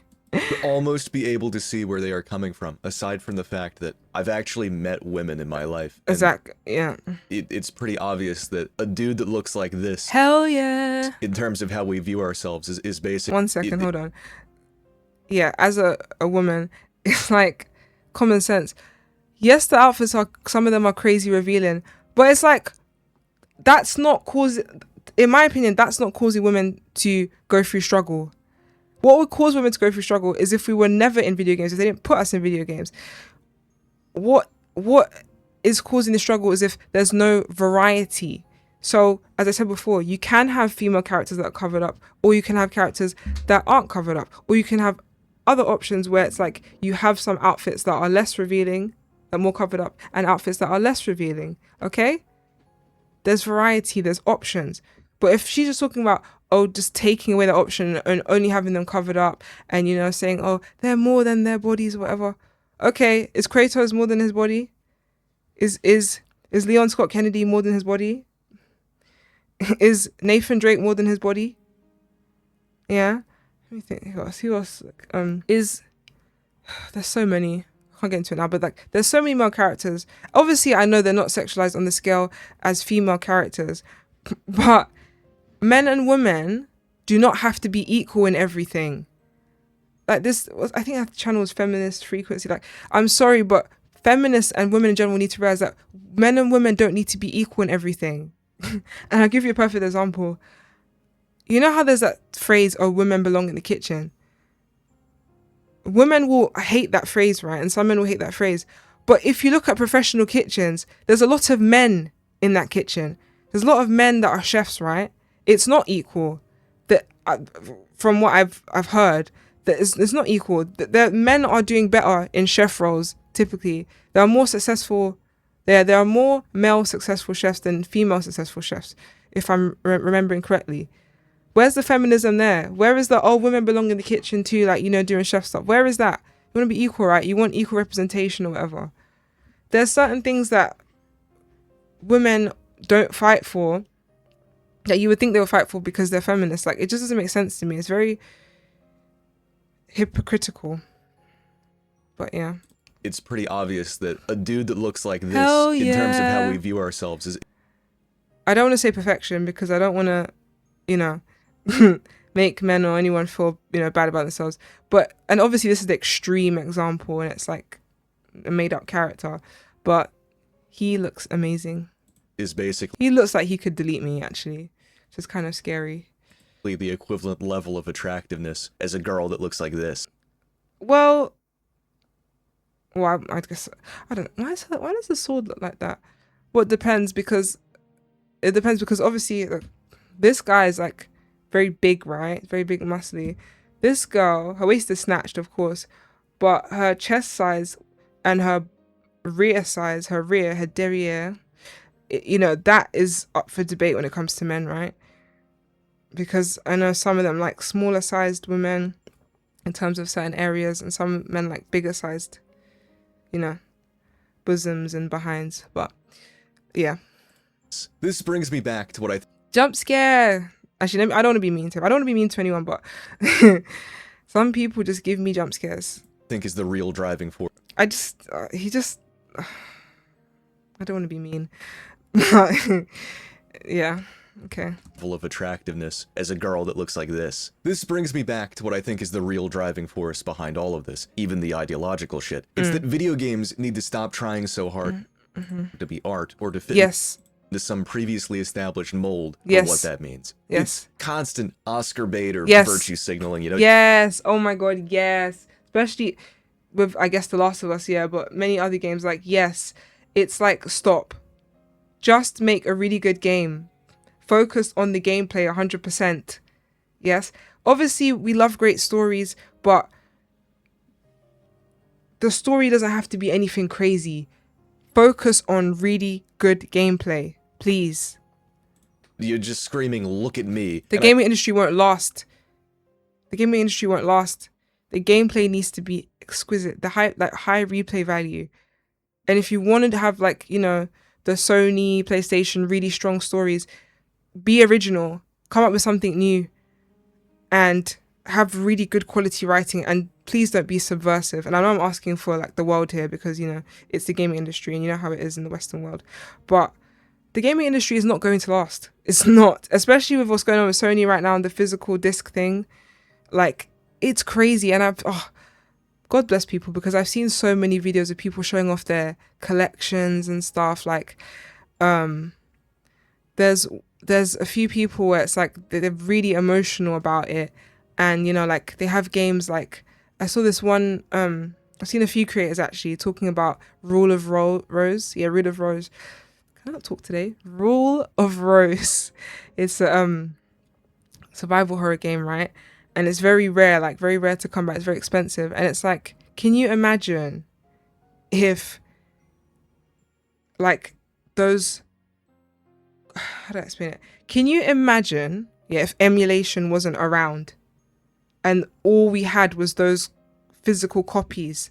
Because I don't know if the company who made Rule of Rose is still around, and all you had was those copies. That is crazy. That is why physical is important. Yes, we have emulation, but you still need a physical copy just in case. You never know what might happen. You still, if you have access to one, you still need the actual console, because you never know. Okay? I think it comes from a place of trying way too hard to legitimize the medium in the eyes of the press. The industry ends up praising what are actually really bad examples of what a video game. Yeah, that's the thing as well. They want to appeal to the press because it's an industry, and because the industry has a lot of, I want to say, left-leaning people. It's like they want to do things to like please their friends, please their side, and it's just like, you're making a product. You are making a product first and foremost that people want to buy. And another thing I forgot to mention was that this is my little conspiracy theory. All allegations, right? Just, you know, allegations. I think that there's money laundering allegedly in certain industries in the entertainment world, especially allegedly in the gaming industry, because I don't understand why these budgets are in the hundreds of millions. Like, let's Google it.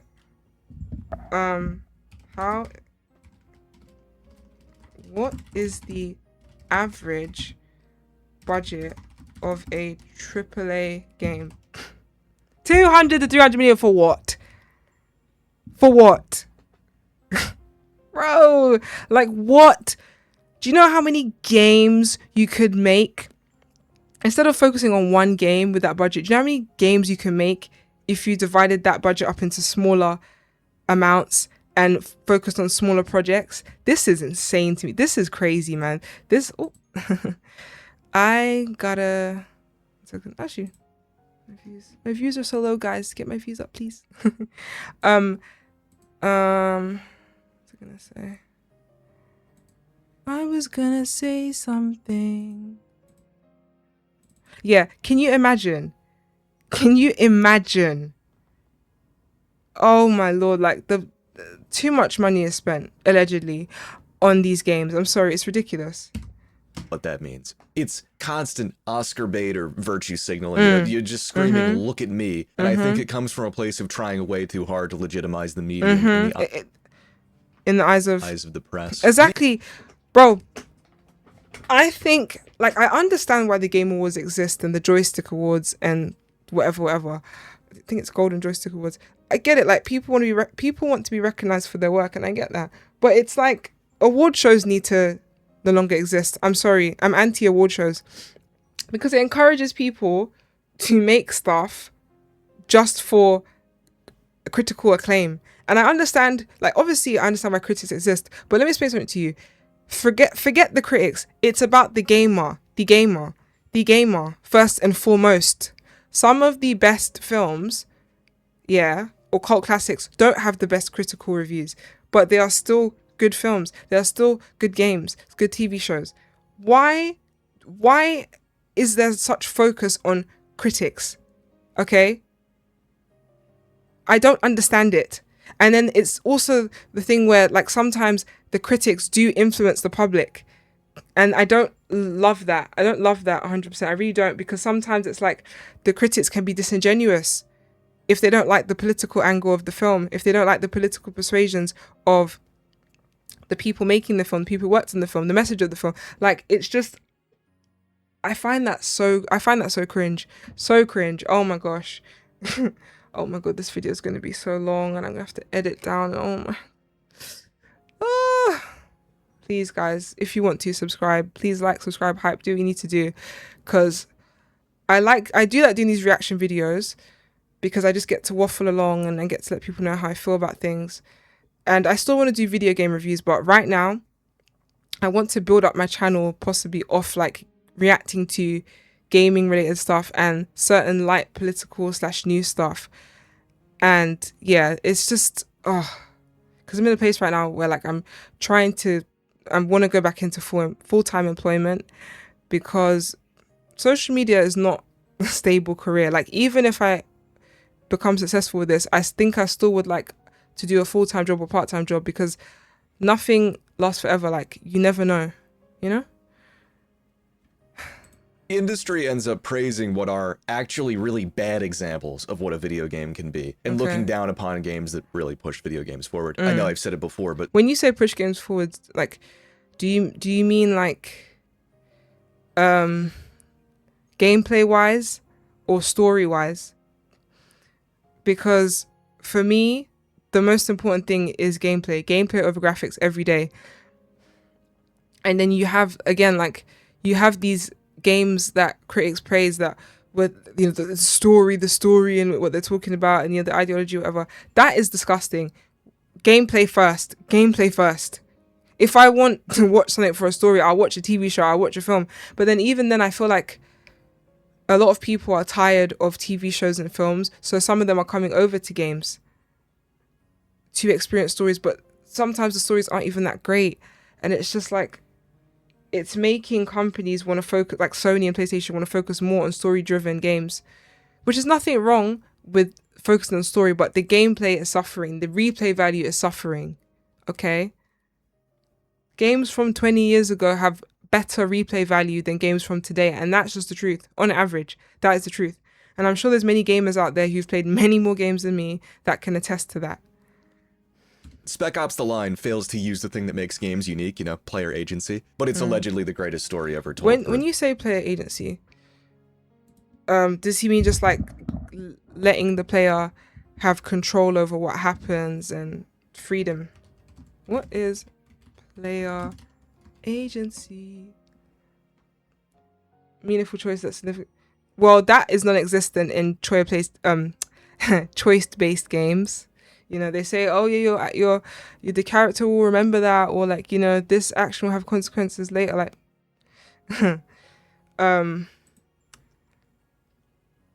How to say I just test ideas. I'm assuming player agency is like very prominent in isometric games. Like, is it called Deus Ex? I think it's Deus Ex. I've never played that game either. I know, terrible gamer I am. Why do I keep checking this?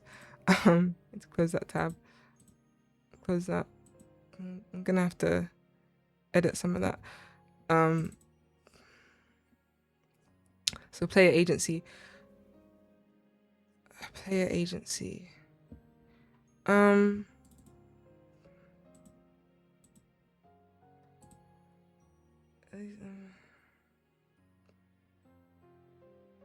Yeah, so I would say Deus Ex.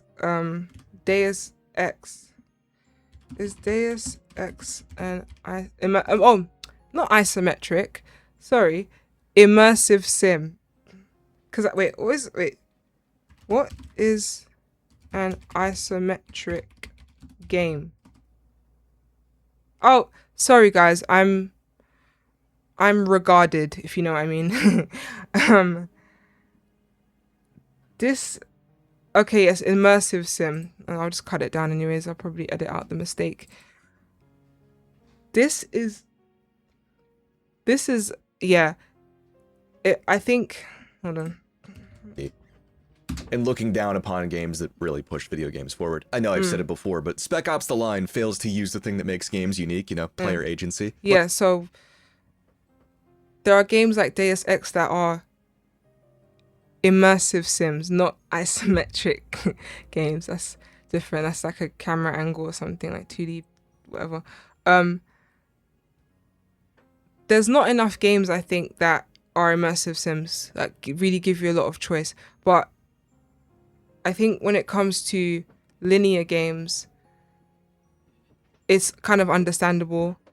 But then with non-linear games, I feel like there should be a lot of choice, you know? A lot of choice to really do things in different ways and to increase replay value. Like, in my opinion, when you buy a video game, it's an investment because it's not a one and done thing. It should not be a one and done thing. It should be you play it again and again and again over time. But a lot of games today and a lot of gamers today are buying games and not finishing them and never touching them again. And I'm guilty of this as well, and I'm trying to stop it. But it's like games need to be investments. You know?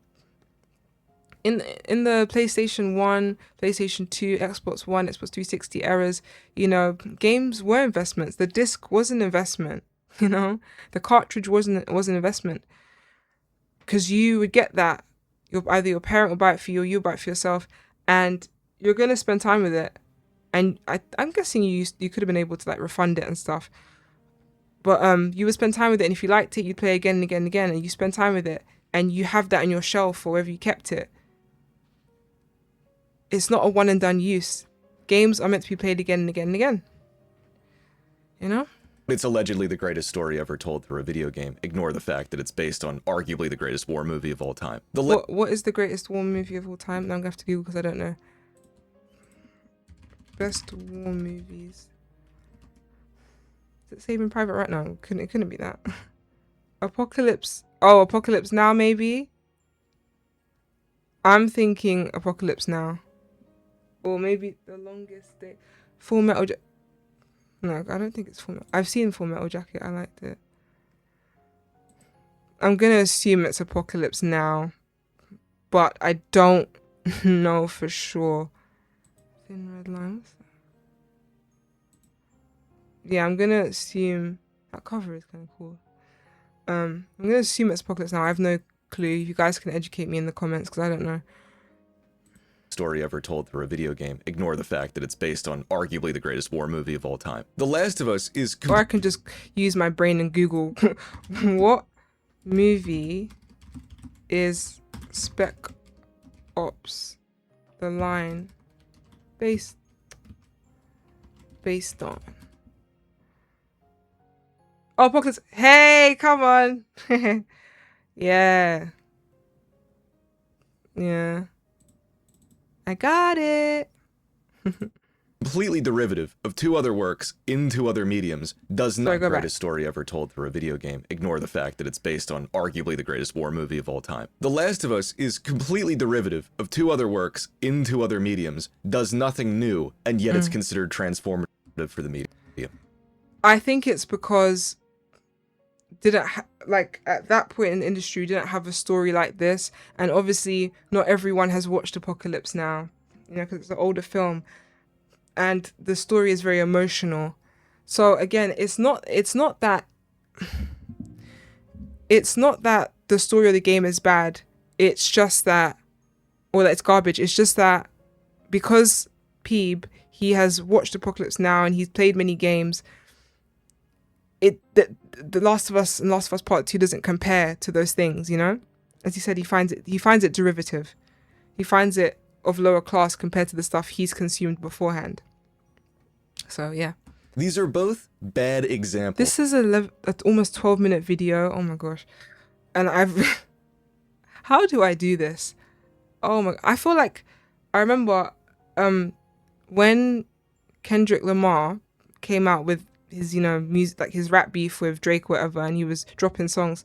I think there was a streamer, I think it was I'm Dante. He like stretched out a 5, I don't know how long the song was, I can't remember which song it was, but one of Kendrick's songs, probably like 5 minutes or something. And like, I'm Dante, he stretched it out into like an hour or 2 hours or something, like reaction. I was like, how?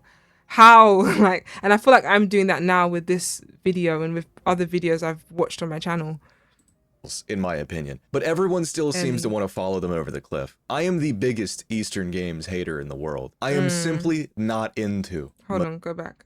Did you say follow them off a cliff? Bad examples, in my opinion. But everyone still seems to want to follow them over the cliff. Yeah, okay, so speaking of following them over the cliff, you know that guy Kroby Cat? I think it's a man. He's a man. Kroby Cat, he made the video about Resident Evil 4 OG versus remake, right? And he made a second one, and he was like how he said RE4 OG influenced The Last of Us, and then The Last of Us influenced RE4 remake. And do you know what's crazy about that? He's right. I think he's right, and the evidence he showed is the truth. You know, it's very damning, very telling, and even. You know what's crazy? Resident Evil Revelations 2, for those who've played it. Oh, I farted. Gotta edit. I've got so much editing to do now. For those who have played it, okay, that game is heavily influenced by The Last of Us. Barry's sections specifically, like the backpack and, you know, the young girl he's like, you know, escorting to, you know, try and get to save his daughter or whatever. Like, it's crazy. It's crazy. Absolutely crazy. Like, the influence that these games have had on each other. And whether for better or worse, it's just undeniable. Like, Kroby Cat showed really good evidence, in my opinion, in his video. And I know there's a lot of RE fans who don't like what he has to say, but I respect what he has to say. He might not be 100% right, but I can see where he's coming from. Like, especially with the whole, I'm not going to sit here and say RE4 remake is soulless, because I don't think it's soulless, but it is missing some of the soul from the OG. Like, the music, a lot of the remakes, the music is not strong. It's not like, even, okay, I'm gonna have to rag on Requiem again, but RE9, the save theme does not compare to RE7 save theme. It doesn't feel like a song. Like, it isn't like the classic Resident Evil games. They all had really strong save themes, you know, including RE4. 5 and 6, like I think around 5 is when they started to reduce the impact of soundtracks and like the quality of soundtracks. The music was still good. Like, the music in most Resident Evil games are fine. It's just the impact of music and the importance and the quality of music has diminished after Resident Evil 4 OG. Okay? So yeah. I'm at this point I'm trying to become a professional waffler because it's like all I do is just talk. I am the biggest Eastern games hater in the world. Okay. I am simply not into most of these games, but I will absolutely give them the credit for appreciating the medium for what it is. Video games are at their best when they are not directly trying to recreate reality, which is something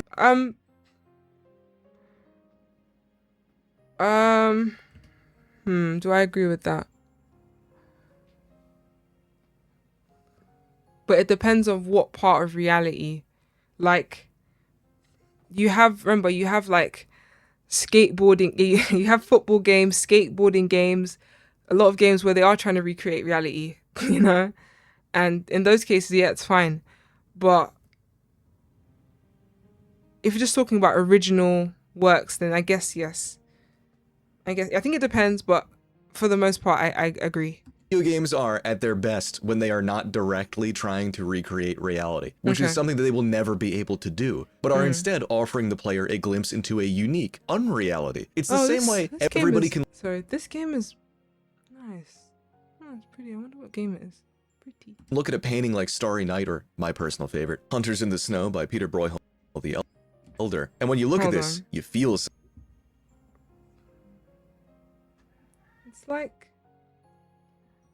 I would love to live in a small town, like village, you know, with like just a small church, and you know, you have the nice cottages, and you've got, oh, look at that. I can't skate, but look at that. Oh, that's nice. It's like, it feels natural and peaceful, and just, it's secluded, but at the same time you feel comfortable, you feel safe, you know? You don't feel locked in there, but at the same time, it's like, I wouldn't want to leave here because it just feels safe and quiet, you know? Something. It is memorable. There are very few works of Peter Broyhill the Elder. And when you look at this, you feel something. It is memorable. There are very... That is terrifying. Very hyper realistic. Wow. It's hauntingly beautiful.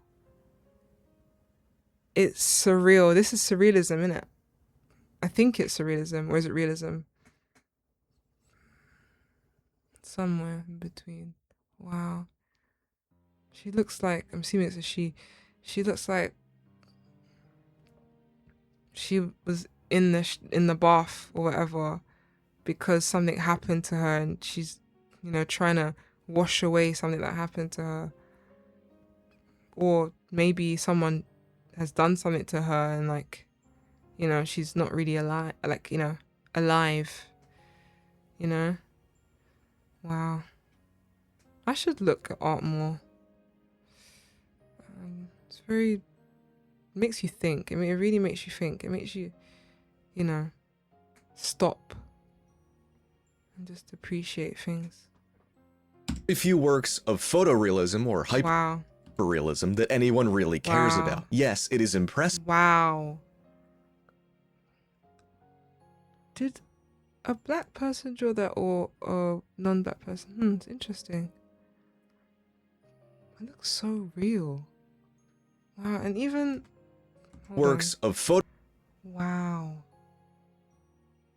photorealism or hyperrealism. The talent to be able to match certain colors with real life, like, skin tones is crazy. Wow. That anyone, and the sweat, yo, this is crazy. Wow. really cares about. Yes, it is impressive that somebody painted this, but I don't feel anything looking at it. We're in a weird... Oh, my phone keeps going off. Hold on.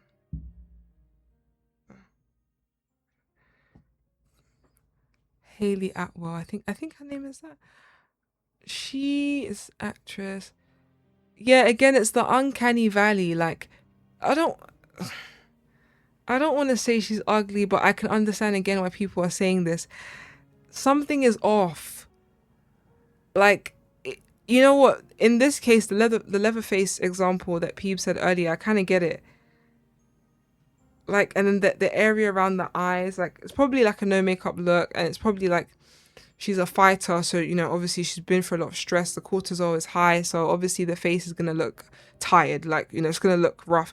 But it's a video game, so I feel like they don't have to do that. Like, you could make her look a lot better, especially considering her face model and actress. Wow. Dark age for video games right now, where all the means to make Oh dear. games of considerable scope are in the Yes. hands of Ooh, rebuke, people. rebuke. Teams do not Rebuke the devil in the name of Jesus. have an appreciation for the fundamental tenets and principles that make games unique. It's like if the original Star Wars came out, Okay. and then we just got 20 years of History Channel documentaries without any actual movies in between. I think his name is Dom. Well, I don't know. He looks good though. And everyone acts like you're insane for thinking Oh. that that's weird. And then you have indie games, and that's just like that Raw Time show from the 90s, but everyone's insisting that this is actually pure Kino. What does Kino mean? I've heard a few people that I watch say that. Does it just mean good? Raw time.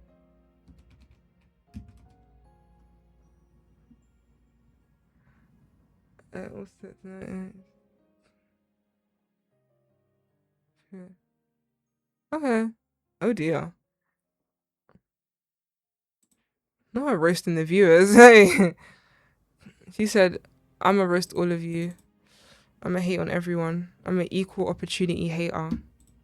It is just as culturally significant as 2001: A Space Odyssey. Altogether, I really think that the long-term solution is going to be what I'd like to call single A. It's where games are made by like 40 to 100 people with an actual budget. Not Okay, that's a cool solution. single A. It's where games are made by like 40 to 100 people with an actual budget. Wow. And you see, like, there's women that have worked in video games for a long time. But I think what happened is that a combination of there being, it's gonna sound horrible, but maybe too many women in the video game industry, or not enough people in general who were as passionate as all the people in this photo. Yeah? Not quite Not enough people as passionate as the people in this photo. Like, the video game industry today is not like it was 10, 20 years ago. Because a lot of the people who made games were gamers themselves, like true gamers, okay? That cared about gameplay first and foremost. And I think I was watching, because I watch a lot of different YouTubers from like across the political spectrum, and I think I was watching a Synthetic Man video, and he was saying in one of his reviews that, or like just, you know, discussion videos, that there was a Halo developer. single A. It's where games are made by Hold like on. 40 to There was a Halo developer who, oh dear, there was a Halo developer who said that if you can get a gameplay loop where like you can get 30 seconds of fun in a gameplay loop and stretch that out over like 5 or 6 hours, then you have a great game on your hand. And I'm assuming Halo is a great example, but you also have a game like Resident Evil 4, OG or remake, where the gameplay loop, it's like a 20, what do you call it? So like you point and shoot at enemy, you roundhouse kick them, whatever, you can knife them, you can parry them, or whatever it is. And that loop, that gameplay loop, 10 seconds or 20 seconds, however long it is stretched out across many hours, because RE4 is technically a long game. And it's like a lot of games are missing that focus. Yeah, they're missing that focus, in my opinion. Or they have it, but the gameplay loop isn't strong enough to make gamers want to finish it, or just, you know, casuals want to finish it. I think that's what's missing from a lot of games today. 100 people with an actual budget. Not quite an indie game. Not quite double A. Is that the Todd Howard guy, I think? Just like 40 to 100 people with an actual budget. Not quite an indie game. Not at my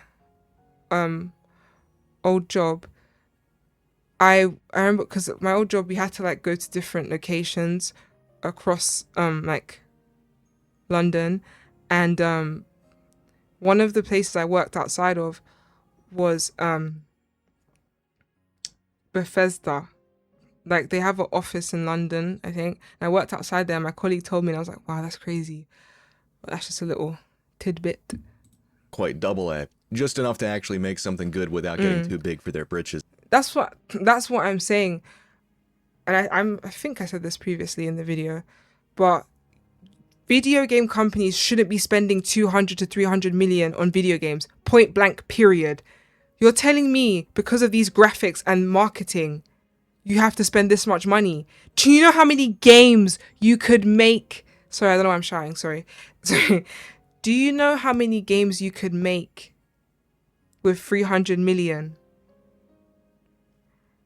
You don't even need to consider marketing. In fact, yeah, you don't even consider marketing, okay? Because especially in today's day and age where you have like Steam and stuff and things are digital, which is, you know, double-edged sword. Like, come on. This is crazy, man. Like, the amount of games we've probably missed out on to time and graphical focus is just so frustrating.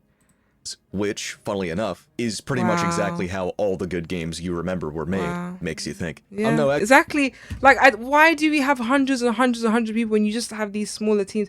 Is that Grums? That guy on Twitter? Mark Kern or Cern? I don't know how you say his name. This is so sad, man. Like, you would think more people, oh, you get more games up. Oh, Lord.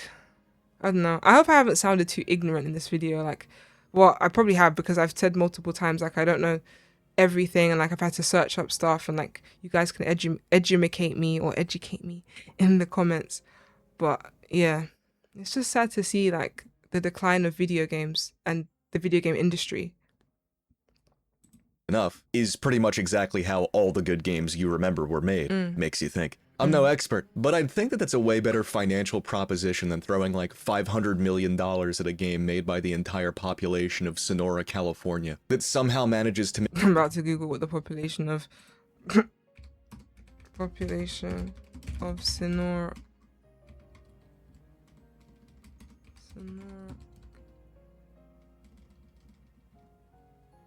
Sonora, California. 5,000.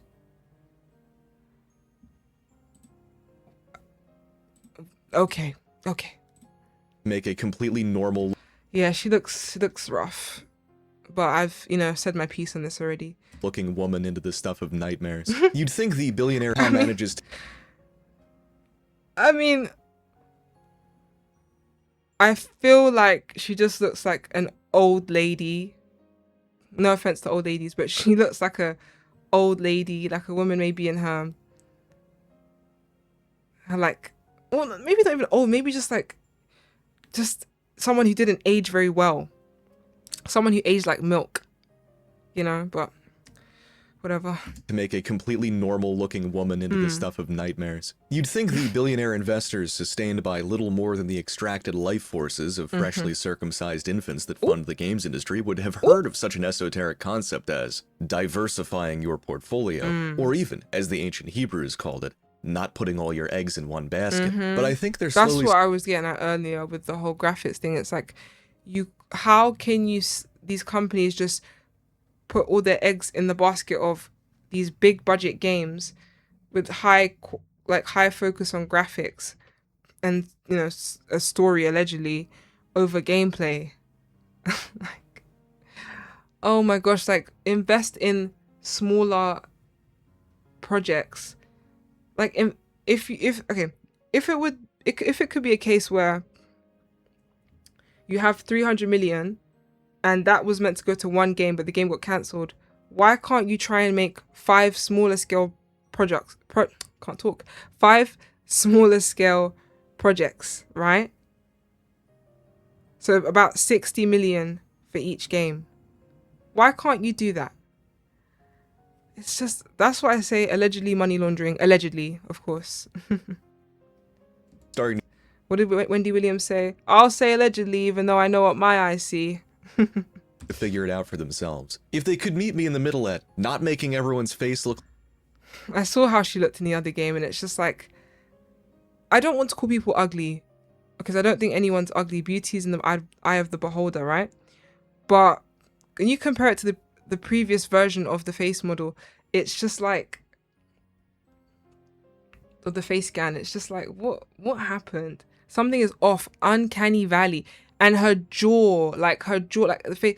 But then I saw something on social media where one of the writers or something looked very similar to this version of MJ. And I was like, it makes sense. But again, like, it's off. Like, this is so disrespectful to her actual face model. It's so disrespectful.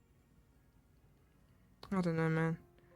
I don't know. I want to be respectful to people, and I don't want to cuss people and stuff like that. And I've tried not to cuss people in this video, but this is crazy. Like this, and you know, not. They did Aloy and her face model so dirty. If this is like a real screenshot from the game, this is disrespectful. Because I remember when I was a kid, I watched, I think it was the Radbrad, I think. The Radbrad. It was the Radbrad who I watched play what's this game called again? Friggin' new Horizon Zero Dawn. Yeah, it was the Radbrad who I watched play it initially, and I was like, oh, Aloy, she looks really good, like, you know. And then I saw how in the second one or whatever, like, she looked a bit odd. And I saw people talking about it, but I was like, I didn't care because I'm not gonna play it. But it's like, wow, like, just wow. Making everyone look like Baron Unterbite over here. I can Baron Unterbite. Does that mean like underbite in German or something? I don't know. She looks like she has like a underbite or something. Actually, I have an overbite. I do. I'm not super insecure about it, but I feel like it makes it look like I have buck teeth, or rabbit teeth, but it's not that deep. You just got to learn to live with your insecurities and imperfections. Consider it a move in the right direction. This is a little aside here, but The lady is breastfeeding in front of another man. Oh my god. I had no idea who Deborah Wilson was, and I know her because I heard about Mad TV. I'm very young, but I've heard about Mad TV. But I'm like a huge Mariah Carey fan, and she did parodies of like a lot of the R&B singers back in the day on Mad TV. And she did one of Mariah Carey, and I just found that really funny. But yeah, I think she did one of Beyonce and many other people. But yeah, I've noticed she's in quite a few video games, and they get her likeness 1-for-1. But with other models, they're struggling. I don't know why. And if you're gonna have lots of black female characters, can you not mix it up and have like different actresses? You know, like, I don't know. until I made this video. I only associated her with that Asada Shakur ripoff from Wolfenstein 2, which, when I talked about her in a video like 10 years ago, it got that channel permanently banned from— Ooh. Sorry, I shouldn't laugh. What did he say? I wanna know what he said. YouTube monetization. Oh dear. So I think I might have just blanked her out like some sort of traumatic episode. Wow. Okay, so that was You're Not Crazy, Video Game Characters Look Like Abominations by Peeb. A very interesting video. Oh, I forgot to like. I'll like it now. Sorry. Like it. Wow. What a video. That was insane. And God, I hope it's not a 2-hour reaction, because I'm gonna get annoyed if it's a 2-hour reaction. Because oh my god. Guys, at least you have the 2x speed thing. You know, you can speed it up. Plus I will be cutting this down because way too long. But yeah, I've said what I needed to say. I have hope for the video game industry, but I feel like with everything that's happened with Sony recently and GTA 6 and the physical dilemma and drama, it's just, you know, it's up in the air right now. But I hope people keep, you know, hoping and praying and doing the action for a better future. Like, you know, you have Stop Killing Games, and you have the petitions for to, you know, get Sony to reverse the whole course of physical games and discs. You know, it's very important things that are happening in this world in terms of the gaming industry. I know obviously there's serious things happening all the time, and, you know, people are getting hurt, unfortunately, and all that stuff. But so yeah, what do you guys think? Like, do you agree with Peeb? Do you agree with me? Like, I didn't agree with every single thing he said, but I more or less agreed with a lot of it. And yeah, I'm just exhausted. Like, the video game industry is exhausting. Okay. I hope that we can get more indie games that are at the quality of, you know, the gaming industry from 20 years ago. Because I don't understand why games are that expensive now to make. It's not necessary. And I'm telling you, I think if it's not alleged money laundering, I think it's graphics and the marketing. And it's like, you have Steam, you have free marketing technically through gamers playing your games on YouTube and all this stuff, like social media. Like, I don't know. It's crazy to me.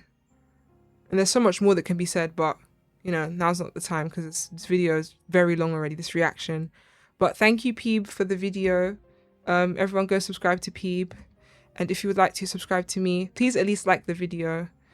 And check out my channel. I make video game reviews. I discuss video games as well and other topics. I'm trying to keep it as video games and a bit of politics and news, but nothing crazy because politics is exhausting in itself. But yeah, doing reactions as well. Because my channel is small, right? It's because I researched, and apparently, like, when you have a smaller channel, you can do more variety, like a variety of things. Obviously, like, I can ask my subscribers as well what you guys want to see, but it's also a thing where it's like I'm trying to get full-time employment, so you know, this will be like a side hustle thing, just like a fun hobby. But yeah, hopefully I didn't bore you guys throughout this. Hopefully I didn't, you know, I don't want to offend people, but again, like I said in my previous video, long form reaction, that you will offend people no matter what you say. You could say the sky is blue, it will offend people. You could say water is wet or water is dry or whatever, it will offend people. But yeah, please subscribe to Peeb. Please subscribe to me. Like the video, please, and hype it if you can. Yeah, that's about it. See you guys in the next one. Have a great day. God bless you, and goodbye.